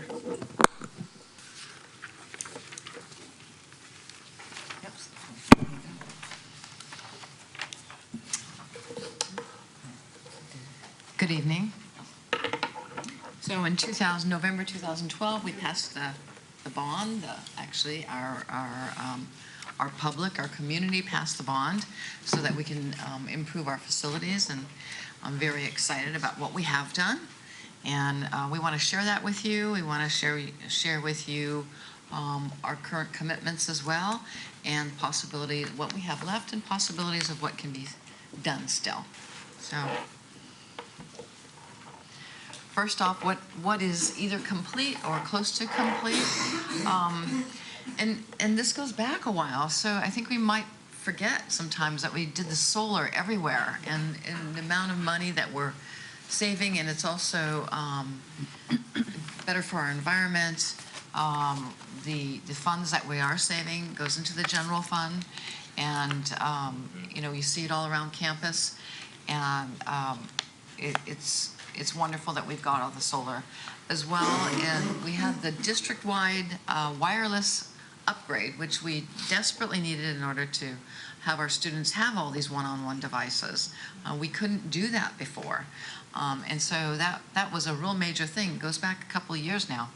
And of course, what everybody's thinking about all the time is TRP. What we've done at TRP, which is huge. 19 new classrooms was in phase 1. And then in phase 2, we had the multi-purpose room, the library, the administrative office, and then we had the 12 new renovated classrooms, and all the ADA upgrades, because that site was so ADA non-compliant. That's for sure. Our students now can move around on campus much better, and when we do have a student that really has those ADA needs, they'll be able to feel more a part of the school and accepted, and have the ability to move around like students that don't have those needs. And then, of course, the district office, it desperately needed upgrade. And in it, the first part actually was the ADA upgrade that we had done, because we could not get a wheelchair, somebody in a wheelchair would not have been able to get out of the building if there was a fire without help. The front doors were not, wide enough. The restrooms could not be used properly. And so those were done. And then, of course, the technology improvements. And let's remember, we had almost no technology before in the classroom. Our technology used to be strictly for administrative purposes, so that we could do our administrative work. And now it's so much in the classroom. And of course, that technology department has to support it. Without it, we wouldn't be able to support what's going on in the classrooms. And then the modernization that just recently happened, just making it, nicer looking for all of the people that do come to the office. And asbestos free, yeah. And the dual pane windows, so that will also help save the energy. And then, of course, the boardroom, and just just, it's so much nicer than it was before. George Washington had a heating system upgrade, and Ben Franklin, as you know, also has a heating system upgrade and a whole new heating system. Yeah, some happy people over there, yeah. And then the play structures, we've been, year after year, doing new play structures at different schools and such. And then a landscaping plan and water sampling. That has cost us so far nearly $57.5 million, $57.4 million is what we've spent on those. One quick question. Yes. On the Woodrow Wilson play structure, does that include the greening of the school? Because I know that they have a issue there that they have no green space at the school. No, that's, no. We are, as Mr. Canepa had come, that $10,000 donation to Woodrow Wilson, it's for a AstroTurf field, and that's something that Mr. Heath and I are working on to make happen, to have happen and still be compliant with all the laws that we need to be compliant with. I see Mr. Vidal Yeah, wants to say so there really isn't a way to green that school with its current space. My vision would be, and hope at some point, would be that when homes in that neighborhood start going up for sale, that we purchase them so that they could become more of a field or something for the students to use. And, the district probably had opportunities in the past to be able to do that, but now I think that's slipping away because not only are land prices astronomical, but it would also mean displacing homes in the community. So there's a double-edged sword blade there, but we'll keep our eyes open if there are opportunities to do something like that, because that is the only school that does not have green space. That's why I was just kind of curious because, like you said, Supervisor Canepa talked about the soccer field, so I was trying to figure all that out. Okay. So, and then some more things that aren't done yet, but we're committed to doing, is of course the Fernando Rivera, the 4-classroom and restroom wing that's being planned to be put there. We're working on that currently, as well as you just had an update on the FDR wing and what we're doing with that, with the geotech work. As well, we're committed and working on a fencing project that's going around Susan B. Anthony as well as T.R. Policita. It's a 7-foot fence, and when we get to more specifics, I'll let Mr. Heath explain more what that's all about. But we're committed to that, as well as 2 more school sites with new play structures, and the district office parking lot. Now, this is going to cost another $5.2 million, and so the math here, we have Measure I, which brought in $67.5 million. Between what we have spent and what we are committed to spending at this point, we've spent spending $62.6 million, leaving us $4.9 million. Question? What are we doing with the district office parking lot? I kind of had that question too. Did you? All right. Well, if you've walked on it recently, you notice that it's very gravel and pitted. We had several accidents there this summer when we were having to walk across it regularly. So it needs to be resurfaced because it is, And that's important.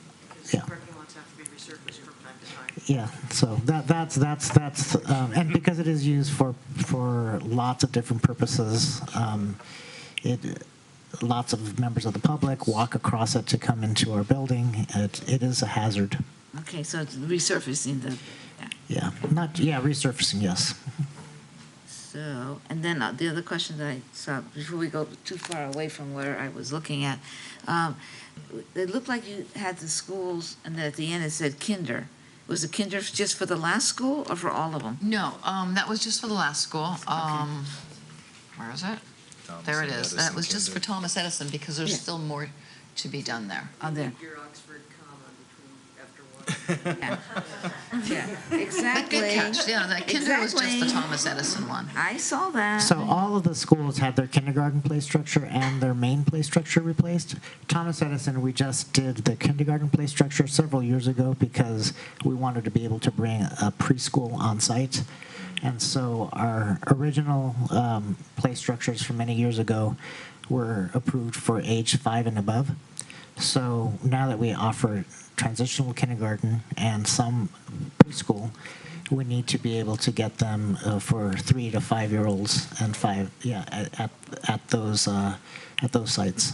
So because it's all Yeah. spread around on different sections here, does that mean that all of the schools are going to be upgraded for their play field? Yes. Okay. Eventually, we're going to need to find other funds to do the ones that are remaining. But yes, it is a plan to have all of our schools be upgraded And the in their final play structures. question is that you're mentioning about Fernando Rivera, and are we going to be doing any upgrading to Ben Franklin, the oldest school that we have there?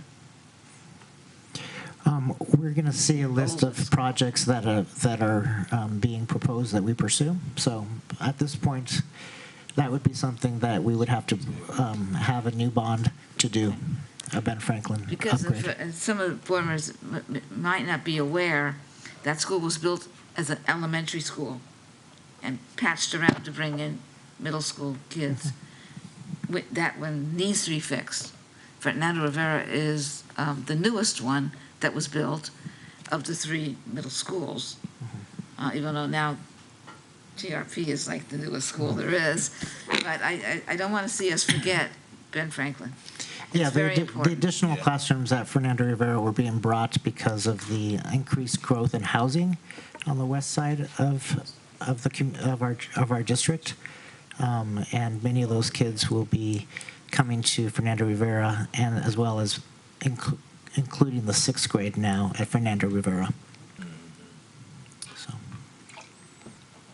So what we did at Fernando Rivera was basically make more classroom space because we didn't have enough.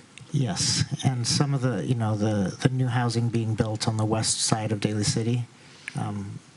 We will need to rethink our school boundaries, and Fernando's will probably expand a bit. Right, okay.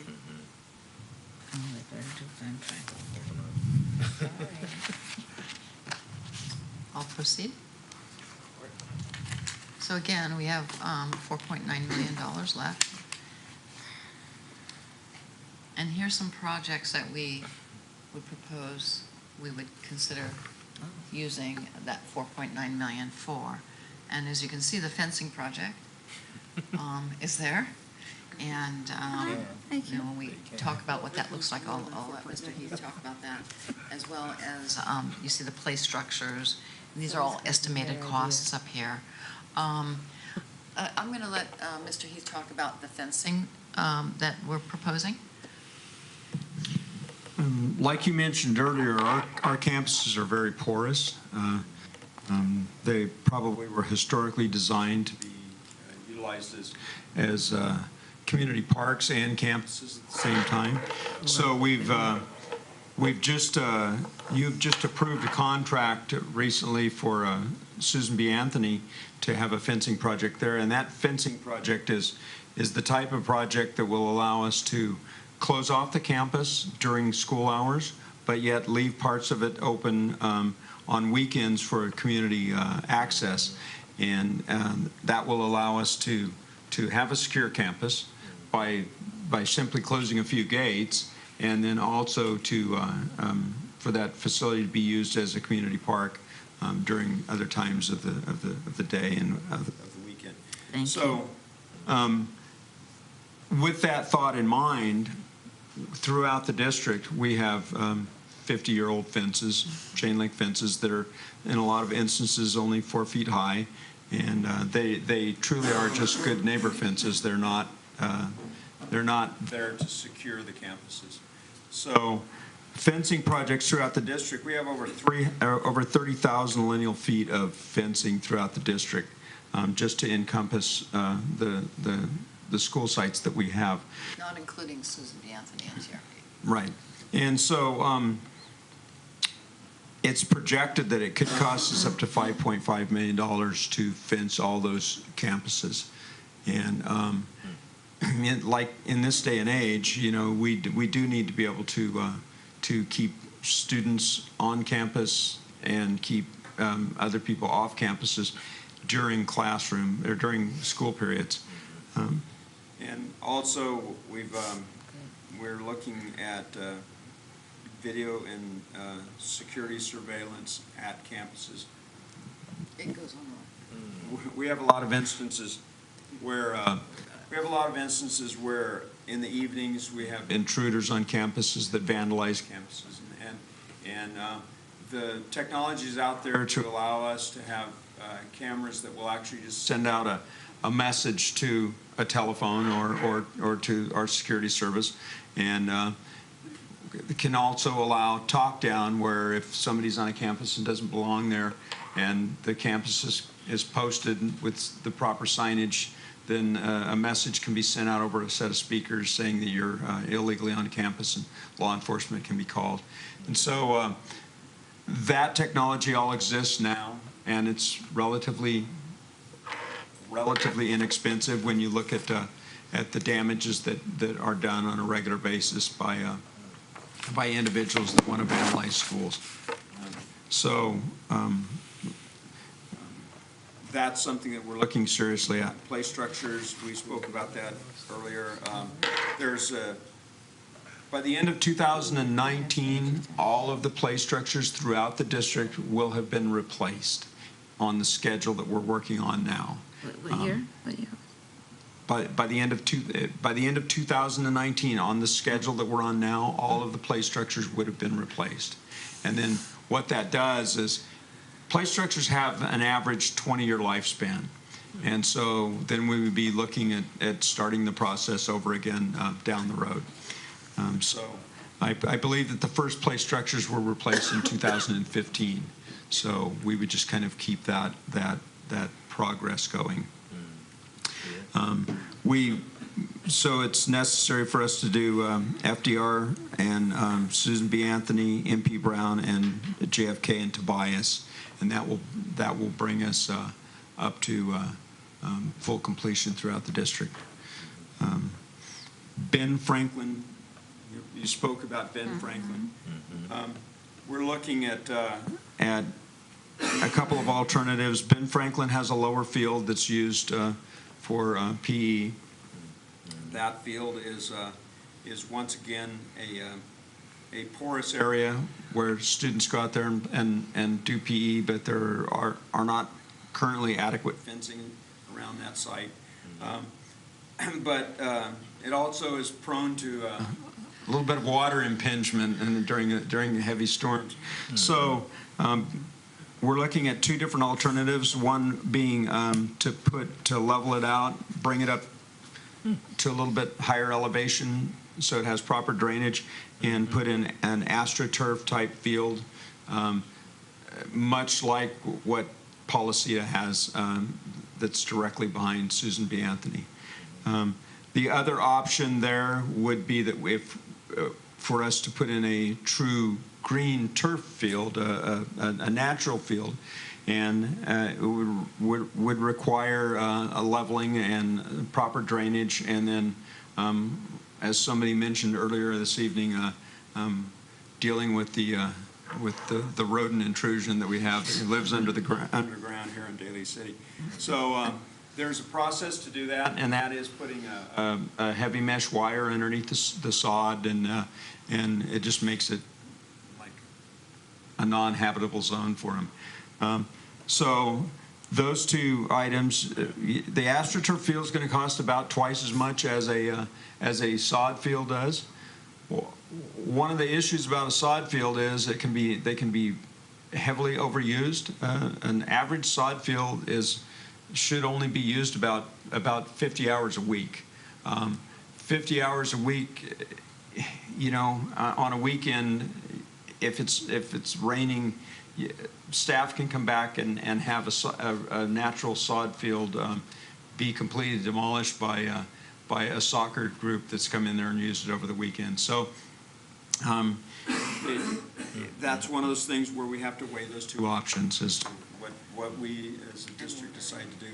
And also, unless it starts raining real heavily in the next 3 or 4 weeks, we're going to be back into a drought situation where we won't have the ability to water sod anyway.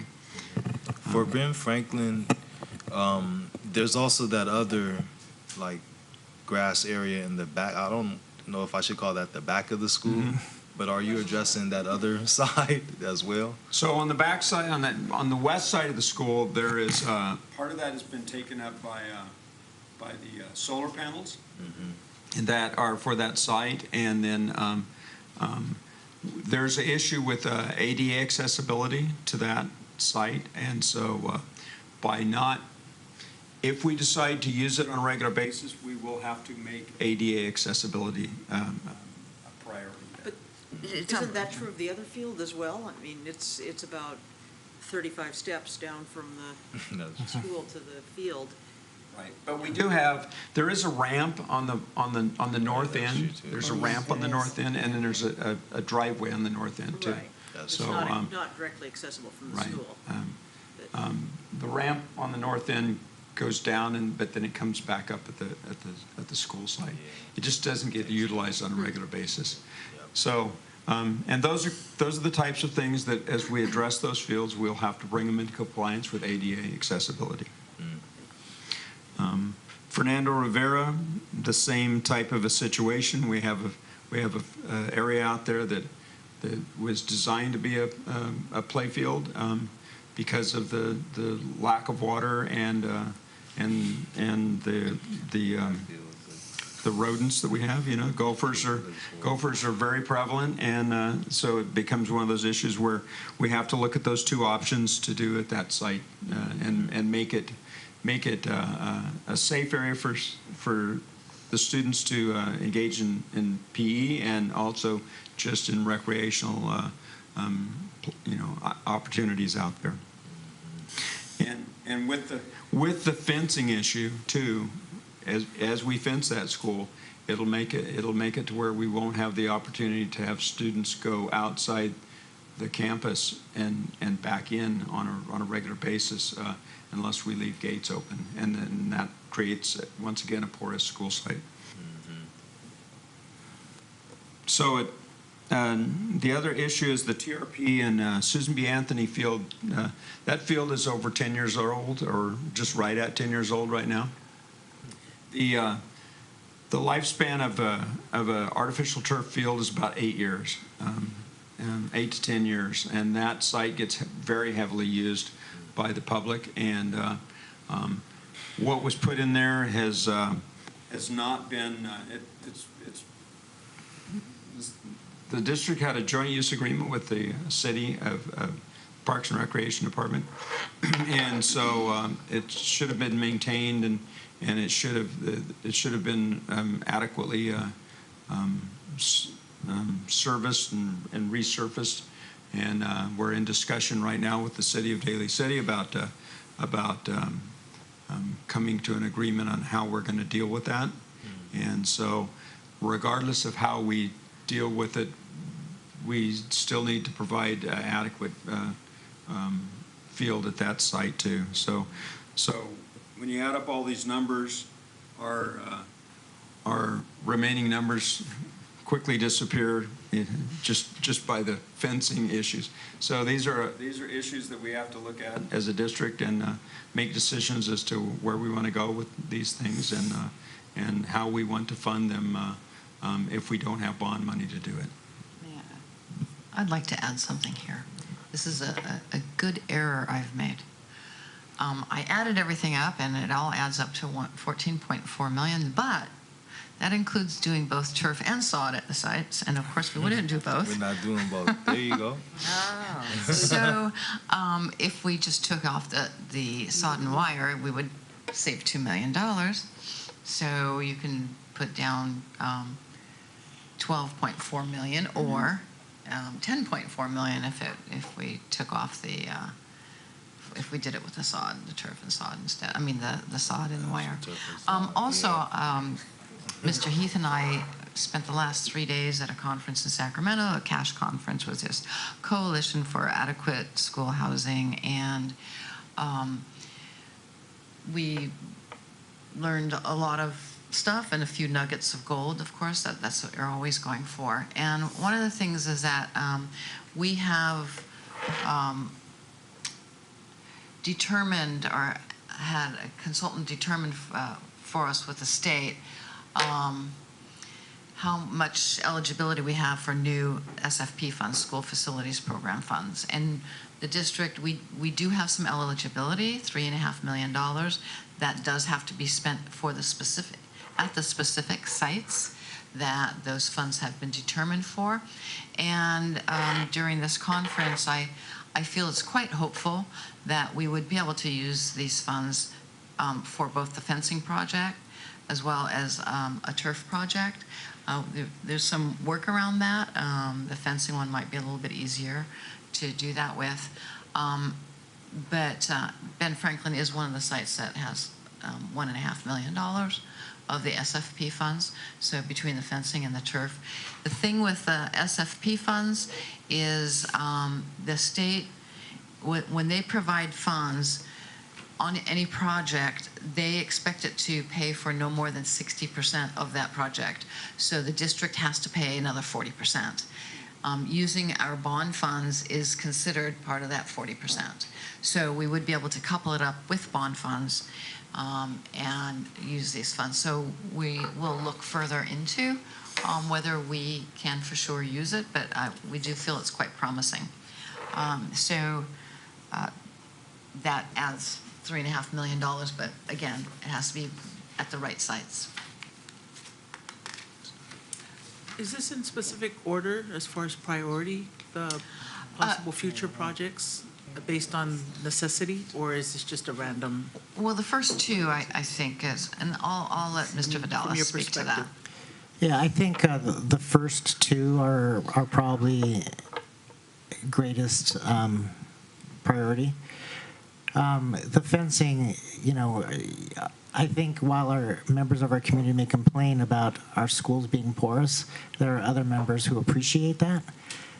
Many of our schools are used as shortcuts from point A to point B, and oftentimes we do close one end, and we get phone calls. I don't know if you guys do, but Ms. Liegan and I got a couple of phone calls from one school when we closed it during the school day. Why can't I walk from A to B? I need to walk through that school. I'm like, no, you don't need to walk through the school. I thought we have signs out there that says the schools will be Oh closed during. yeah. Anyway, it doesn't. People don't read. No, but I mean, Signs apply to everyone else except me. That's the general philosophy in many times. So that will be something I think that we just need to work with our community around. That schools are off limits during the school day. And now our school day goes until 6 p.m. because we do have programming at our school sites through 6 p.m. So that'll be something that we want to be able to mitigate. At the same time, we also want to be able to open them for morning times and afternoon times when students come and leave school. So that fencing project is, I don't know, I've spoken to many of you about that since I started in this district. It's not just an eyesore. They really are not functional in many locations. The rust has worn through the metal, and the fence is just sagging, so somebody can easily lift it or push it down and climb over it. So we do need to do something that looks better from the sidewalk, curb appeal, but also does provide a sense of eliminating our schools as pass-through lots, which most of our schools are, I think, at this point. And then the security surveillance, as Mr. Heath has mentioned, we've seen an uptick in school vandalism in the last couple of years. That if we had a system that not only would we be able to prevent some of that or stop it short, but there may also be records to be able to help our local authorities determine who did it. Oftentimes we make reports and they have no way of helping us or helping to apprehend or helping make a statement to these and others like them that there are consequences for these actions. Right now, there are very little consequences to this. I'm not in favor of incarcerating more people, but I do think that sometimes there needs to be a consequence for one person, so that the next 10 people know that they probably shouldn't do that. So those would be my two top things. I think we're going to explore other funding options for the fields. I believe, Ms. Kessler doesn't believe, that the play structures we could probably address through our operating funds. But she said, we have to make reductions. I'm like, well, we'll figure it out. We have a year and a half, 2 years to do that. We may be able to figure out how to accomplish. Maybe we slow it down a little bit. Maybe it's over the next 3 years, but I think we can. There are about $200,000 per site to include their kindergarten as well as their school age structures. Well, and I'm wondering on the play structures, because I was thinking about that. The one at Tobias was replaced at some point while my kids were there, which, I mean, I grant you they're in college now, but it's not 20 years ago. So I'm thinking, I know we have a problem because, of course, they are made out of metal, and metal in Daly City rusts about 30 seconds after you set it outdoors or even indoors. But, so thinking about what can we do to extend the lives of these things? I mean, it seems wrong that we're having to replace structures that are. So when they were first built, we didn't build them to be ADA accessible. Not just the structure itself doesn't have features for students with disabilities who are in wheelchairs, but also the access to the play structure is not accessible. Right. So anytime we make a modification to a play structure, because we thought about what about if we just added features to it, but now when you make a modification to an existing structure, you need to bring it up to the 2015 playground structure guidelines. So we wouldn't necessarily have to replace them, but we want to make them accessible to more members of our community. Okay, that makes sense. Yeah. The new play structures also are heavily powder coated and a lot more resistant to rust than they were in the past. Tobias was most recently replaced in 2000. So. Almost 20 years. I swear it was replaced after my kids started, and they didn't start till 2001. There may have been components of it that were. Yeah, that or maybe it was just because I used to take them up there when they were preschoolers. I don't know. Let's just say time's gotten a little fuzzy, but I knew it was somewhere in there somewhere within the last 20 years. The other issue about play structures is play structures are heavily regulated by the government as to the type of facility and what's allowed there. When I was a kid, there were monkey bars that were, it looked to me they'd be 40 feet high, and we climbed up on them. I don't remember anybody ever getting carted off in an ambulance, but now we don't do that anymore. Right. So, and the other issue is that a lot of the slides and other components are made out of heavy-duty plastic, and that lasts a lot longer than in the marine environment. It's a shame about swings, though. We don't do swings anymore either, I guess. Well, you can still install swings, but now the clearance space that you need for the swing needs to be twice the space in front and behind it needs to be twice the height.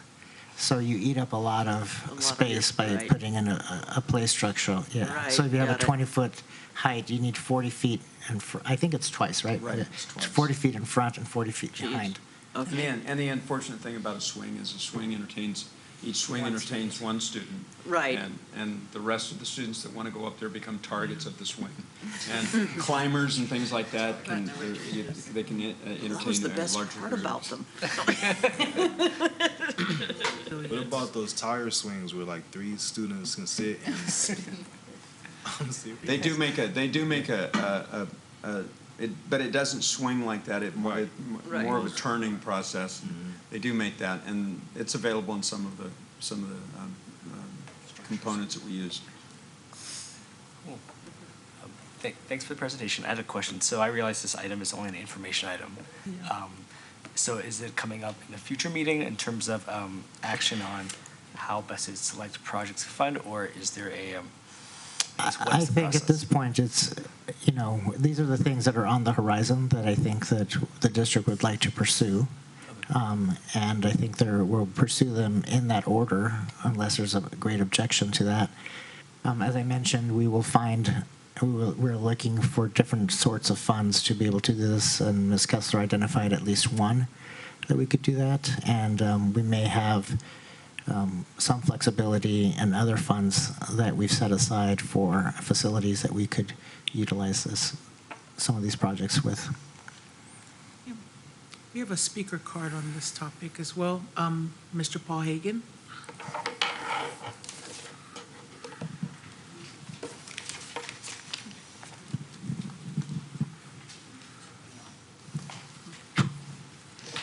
Hi, I'm speaking, I put down teacher. Yes, teacher Ben Franklin. I'm speaking as a teacher representative of Ben Franklin right now. And I'm speaking because I would like more consideration to be put into the fencing situation at Ben Franklin. Frankly, I think a lot of things need to be given attention at Ben Franklin, but the fencing issue, I'm pointed out to admin that we have 2 classrooms. One of them is mine, which is 20 feet from the school and outside the fenced perimeter. That's not good. So, enough said. I have been alarmed as long as I've worked in this district at the easy public access through our schools. And I grew up in Hayward. I went to school in San Lorenzo. And my elementary school and my middle school stood between the San Lorenzo Village residential area and the Hayward Park, called Kennedy Park.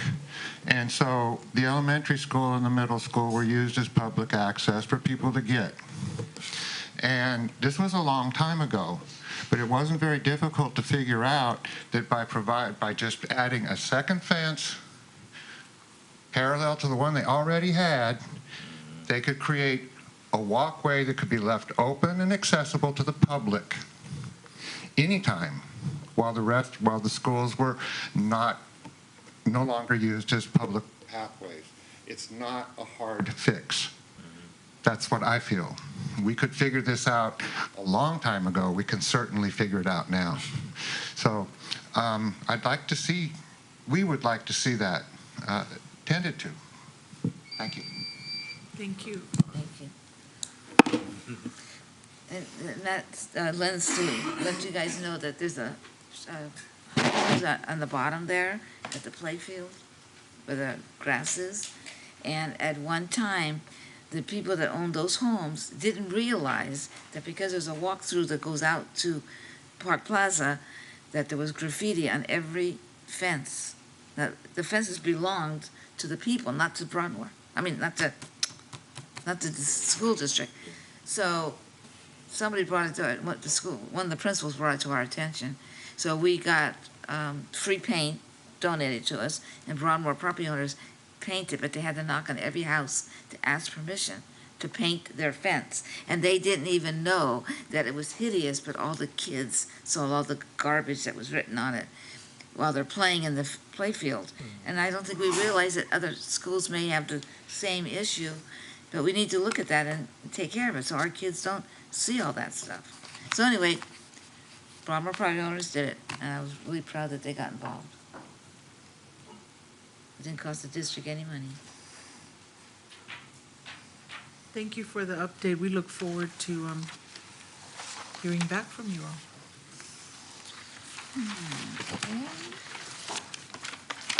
And we are moving on to board policies and administrative regulations. And our first one is the board policy administrative regulations for May 2017. Policy revisions on our second reading. Do we have any discussion on this?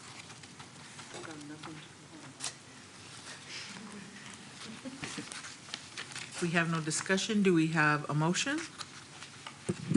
I'll make a motion that we approve for a second reading our board policies, and let me get, Second. good, you can add the numbers, Maria. May 2017. For May 2017. Yeah. So we have a second. All those in favor?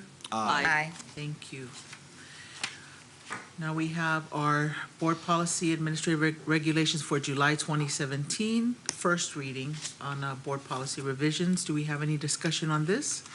I couldn't find anything to gripe about there either. So if not, do we have a motion? I'll make the motion that we approve the board policies ARs for July 2017 for the first reading. Second. Thank you. All those in favor? Aye. All right. Yeah, wonderful report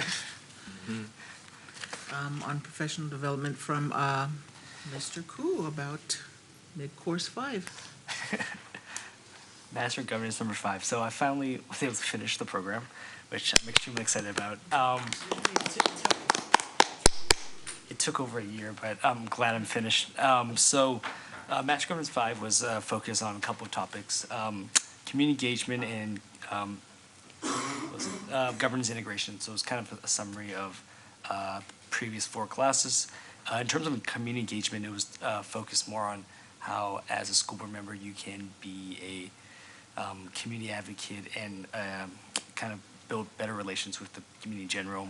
Kind of talked about kind of involving every player in the community in terms of discussions, whether they're parents, teachers, staff, but also local businesses, local organizations, community groups, and then additionally at the same time also involve them early in the process, so making sure that they have a fair say and they have ample time to have their voices heard in the process. Additionally, try to find ways to expand community awareness and expand knowledge. So the LCAP process, making sure that people are engaged, kind of talking about different programs, different resources that other schools offer as a way to kind of build on that kind of local knowledge, but also kind of expand on it in other ways that they can see. And then at the same time also kind of provide clear, open, and consistent communications, making sure that everybody has the same amount of information and the same set of information without it being too complicated or too confusing to understand. And then along the way, they kind of focused on a couple of main areas, talking about how to frame an issue, making sure that everybody who knew about an issue could understand it clearly and in enough detail such that it made sense on how those values or those issues kind of affected what the district was working on improving. Additionally, at the same time, kind of developing key messages for each individual audience. So one particular for teachers and staff, another one for administration, another one for community members as a whole, just trying to make sure that on every topic being discussed that everyone has a explanation about a certain issue or topic that actually applies best for them. And then kind of working on building good communications long term so that along the way, even if they've been out of the process for like a short time, that it kind of continues over generations rather than just improve for a year or two and then sort of lose that momentum. And then lastly, advocating as school board members, like we did tonight, on different spheres of influence, local level, to our elected officials, community organizations, kind of combining all those different aspects as a way to advocate as a board, either individually or as a board collectively to make sure that our voices are heard loudly and clearly. So that was a wrap summary of the community engagement aspect. And then in terms of community integration or governance integration, it was more about highlighting all those 5 different classes, talking about foundations of governance, talking about our role as school board members to make sure that we are able to do what we are tasked to do to make sure our school district is working as effectively as possible, but also understanding the limits and constraints that are placed upon us to actually take action on any item. Setting direction as a unified team, making sure that even if 1 or 2 school board members may disagree, that at the end of the day that we can all coalesce around a certain action. Student learning, talking about the LCFF and LCAP process, making sure that parents and students are kind of involved in the process. Policy, serving as the legislative arm of the school district, so board policies, administrative regulations, that aspect. School finances, talk about the budget, make sure that we have a better grasp of how best we can take good actions.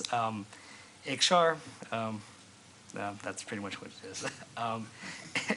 Yeah, so there's that as well as community engagement. So kind of a great kind of recap on all these different aspects of kind of becoming a better school board member, but at the same time also understanding your role in the community and as well as your role in improving student success in our school district. Yeah, so that was it for me. Thank you.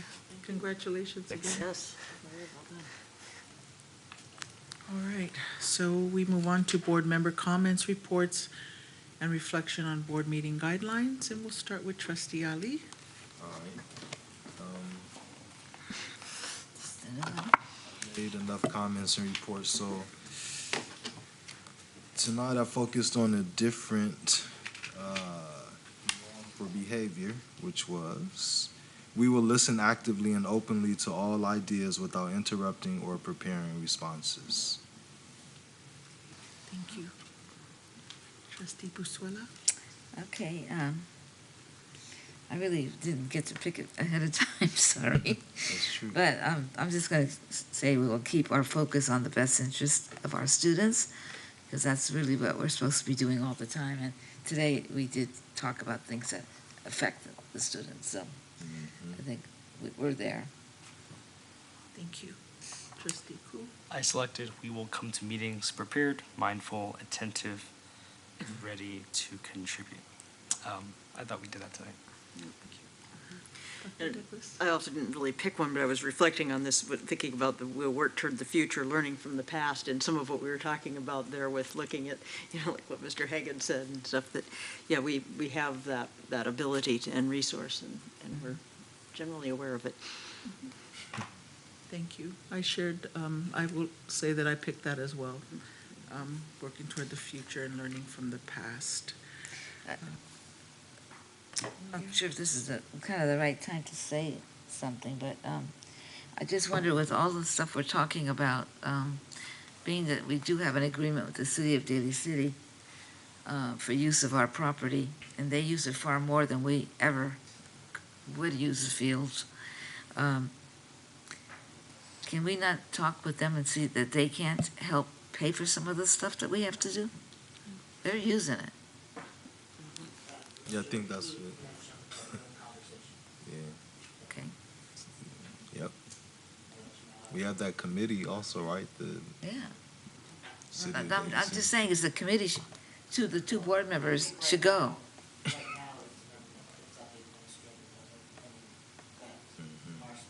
They're working it out.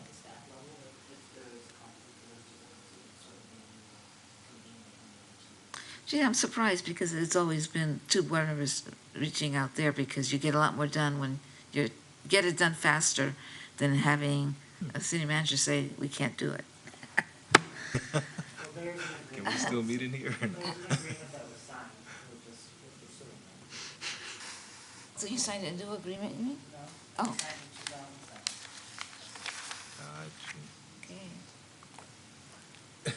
With that said, I did want to ask, since we are bringing up the committees, I know that most of it is as-need basis. I just wanted to make the ask, is there any updates and/or need for us to be re-engaged in any other meetings or updates with the committees that standing committees that we have now? Because, I mean, I know maybe we can have a report. I'm just saying, I'm just thinking off the top of my head. I don't recall the last time getting an update on our committees, maybe for a future agenda item. And so if we don't have any other reflections or reports or comments, I did want to put out a reminder that tomorrow we will be kicking off Women's History Month here. I'm excited to put on my other hat as a commissioner to the status of women and be speaking and joining our mayor, Manalo, and the highlight and our keynote speaker will be Chief Mannheimer of San Mateo County. And it is a free event, and the free food. And, it's a all-age event, and then after the remarks, there will be a free screening of Hidden Figures. So I think it's wonderful because even though tomorrow is March, it's also a great way to close out Black History Month because it's a wonderful, wonderful movie highlighting some pretty amazing women who, who contributed not just to Black history, but to American history. So I have the... That's a question about that. Where's the movie going to be shown? In here? In here. I'm not sure how, City of Daly City are going, I'm assuming it will be off the two walls. I don't know any other way they would have to screen it. They didn't share the details, but it will be shown out of here. How, I'm unsure about the logistics. What time is it? It starts at 5:30 tomorrow. That's what I thought. 5:30 tomorrow. Sadly, I'm at work. Yeah. So I don't know if we have any persons wishing to address the board, but we will have on our closed session items before we convene to close. I don't have anything here, but just putting the ask out again. And before we close out, I did want to say that we will be closing out in memory of a former student, and we will have Mr. Valenti share. But I just wanted to say that it's very, very unfortunate that in less than 1 year that we are closing out our meeting in memory of two former students that, died to gun violence, not at a school, but they were our students. Last year was Mike Lafiti, at the UPS, unfortunately, the UPS shooting, who was also my cousin, and now, unfortunately, a former student that was involved in this incident over the weekend, Michael Salem. But I wanted to ask that you share some of the history of the family in our district. Yeah, so again, thank you, and I know Mr. Canova mentioned this earlier. Michael Salem was only 22, just turned 22 in January, former student at SBA, class of 2007, and Policita, class of 2010, and his brother, sister, and were through that same trajectory, and his mother, Iris, also worked with our district as a campus supervisor, so a great family, and I'm sure many cousins and relatives in the community. And on Monday, myself, Mr. Turner, and a few other staff members of Policita joined a vigil, candlelight vigil, up at the scene of the situation where 2 people actually were killed and 1 is still in the hospital. So thank you for considering closing the meeting in his honor. Yeah. So we'd like to close out in memory of Michael Salem. If we could give him a moment of silence.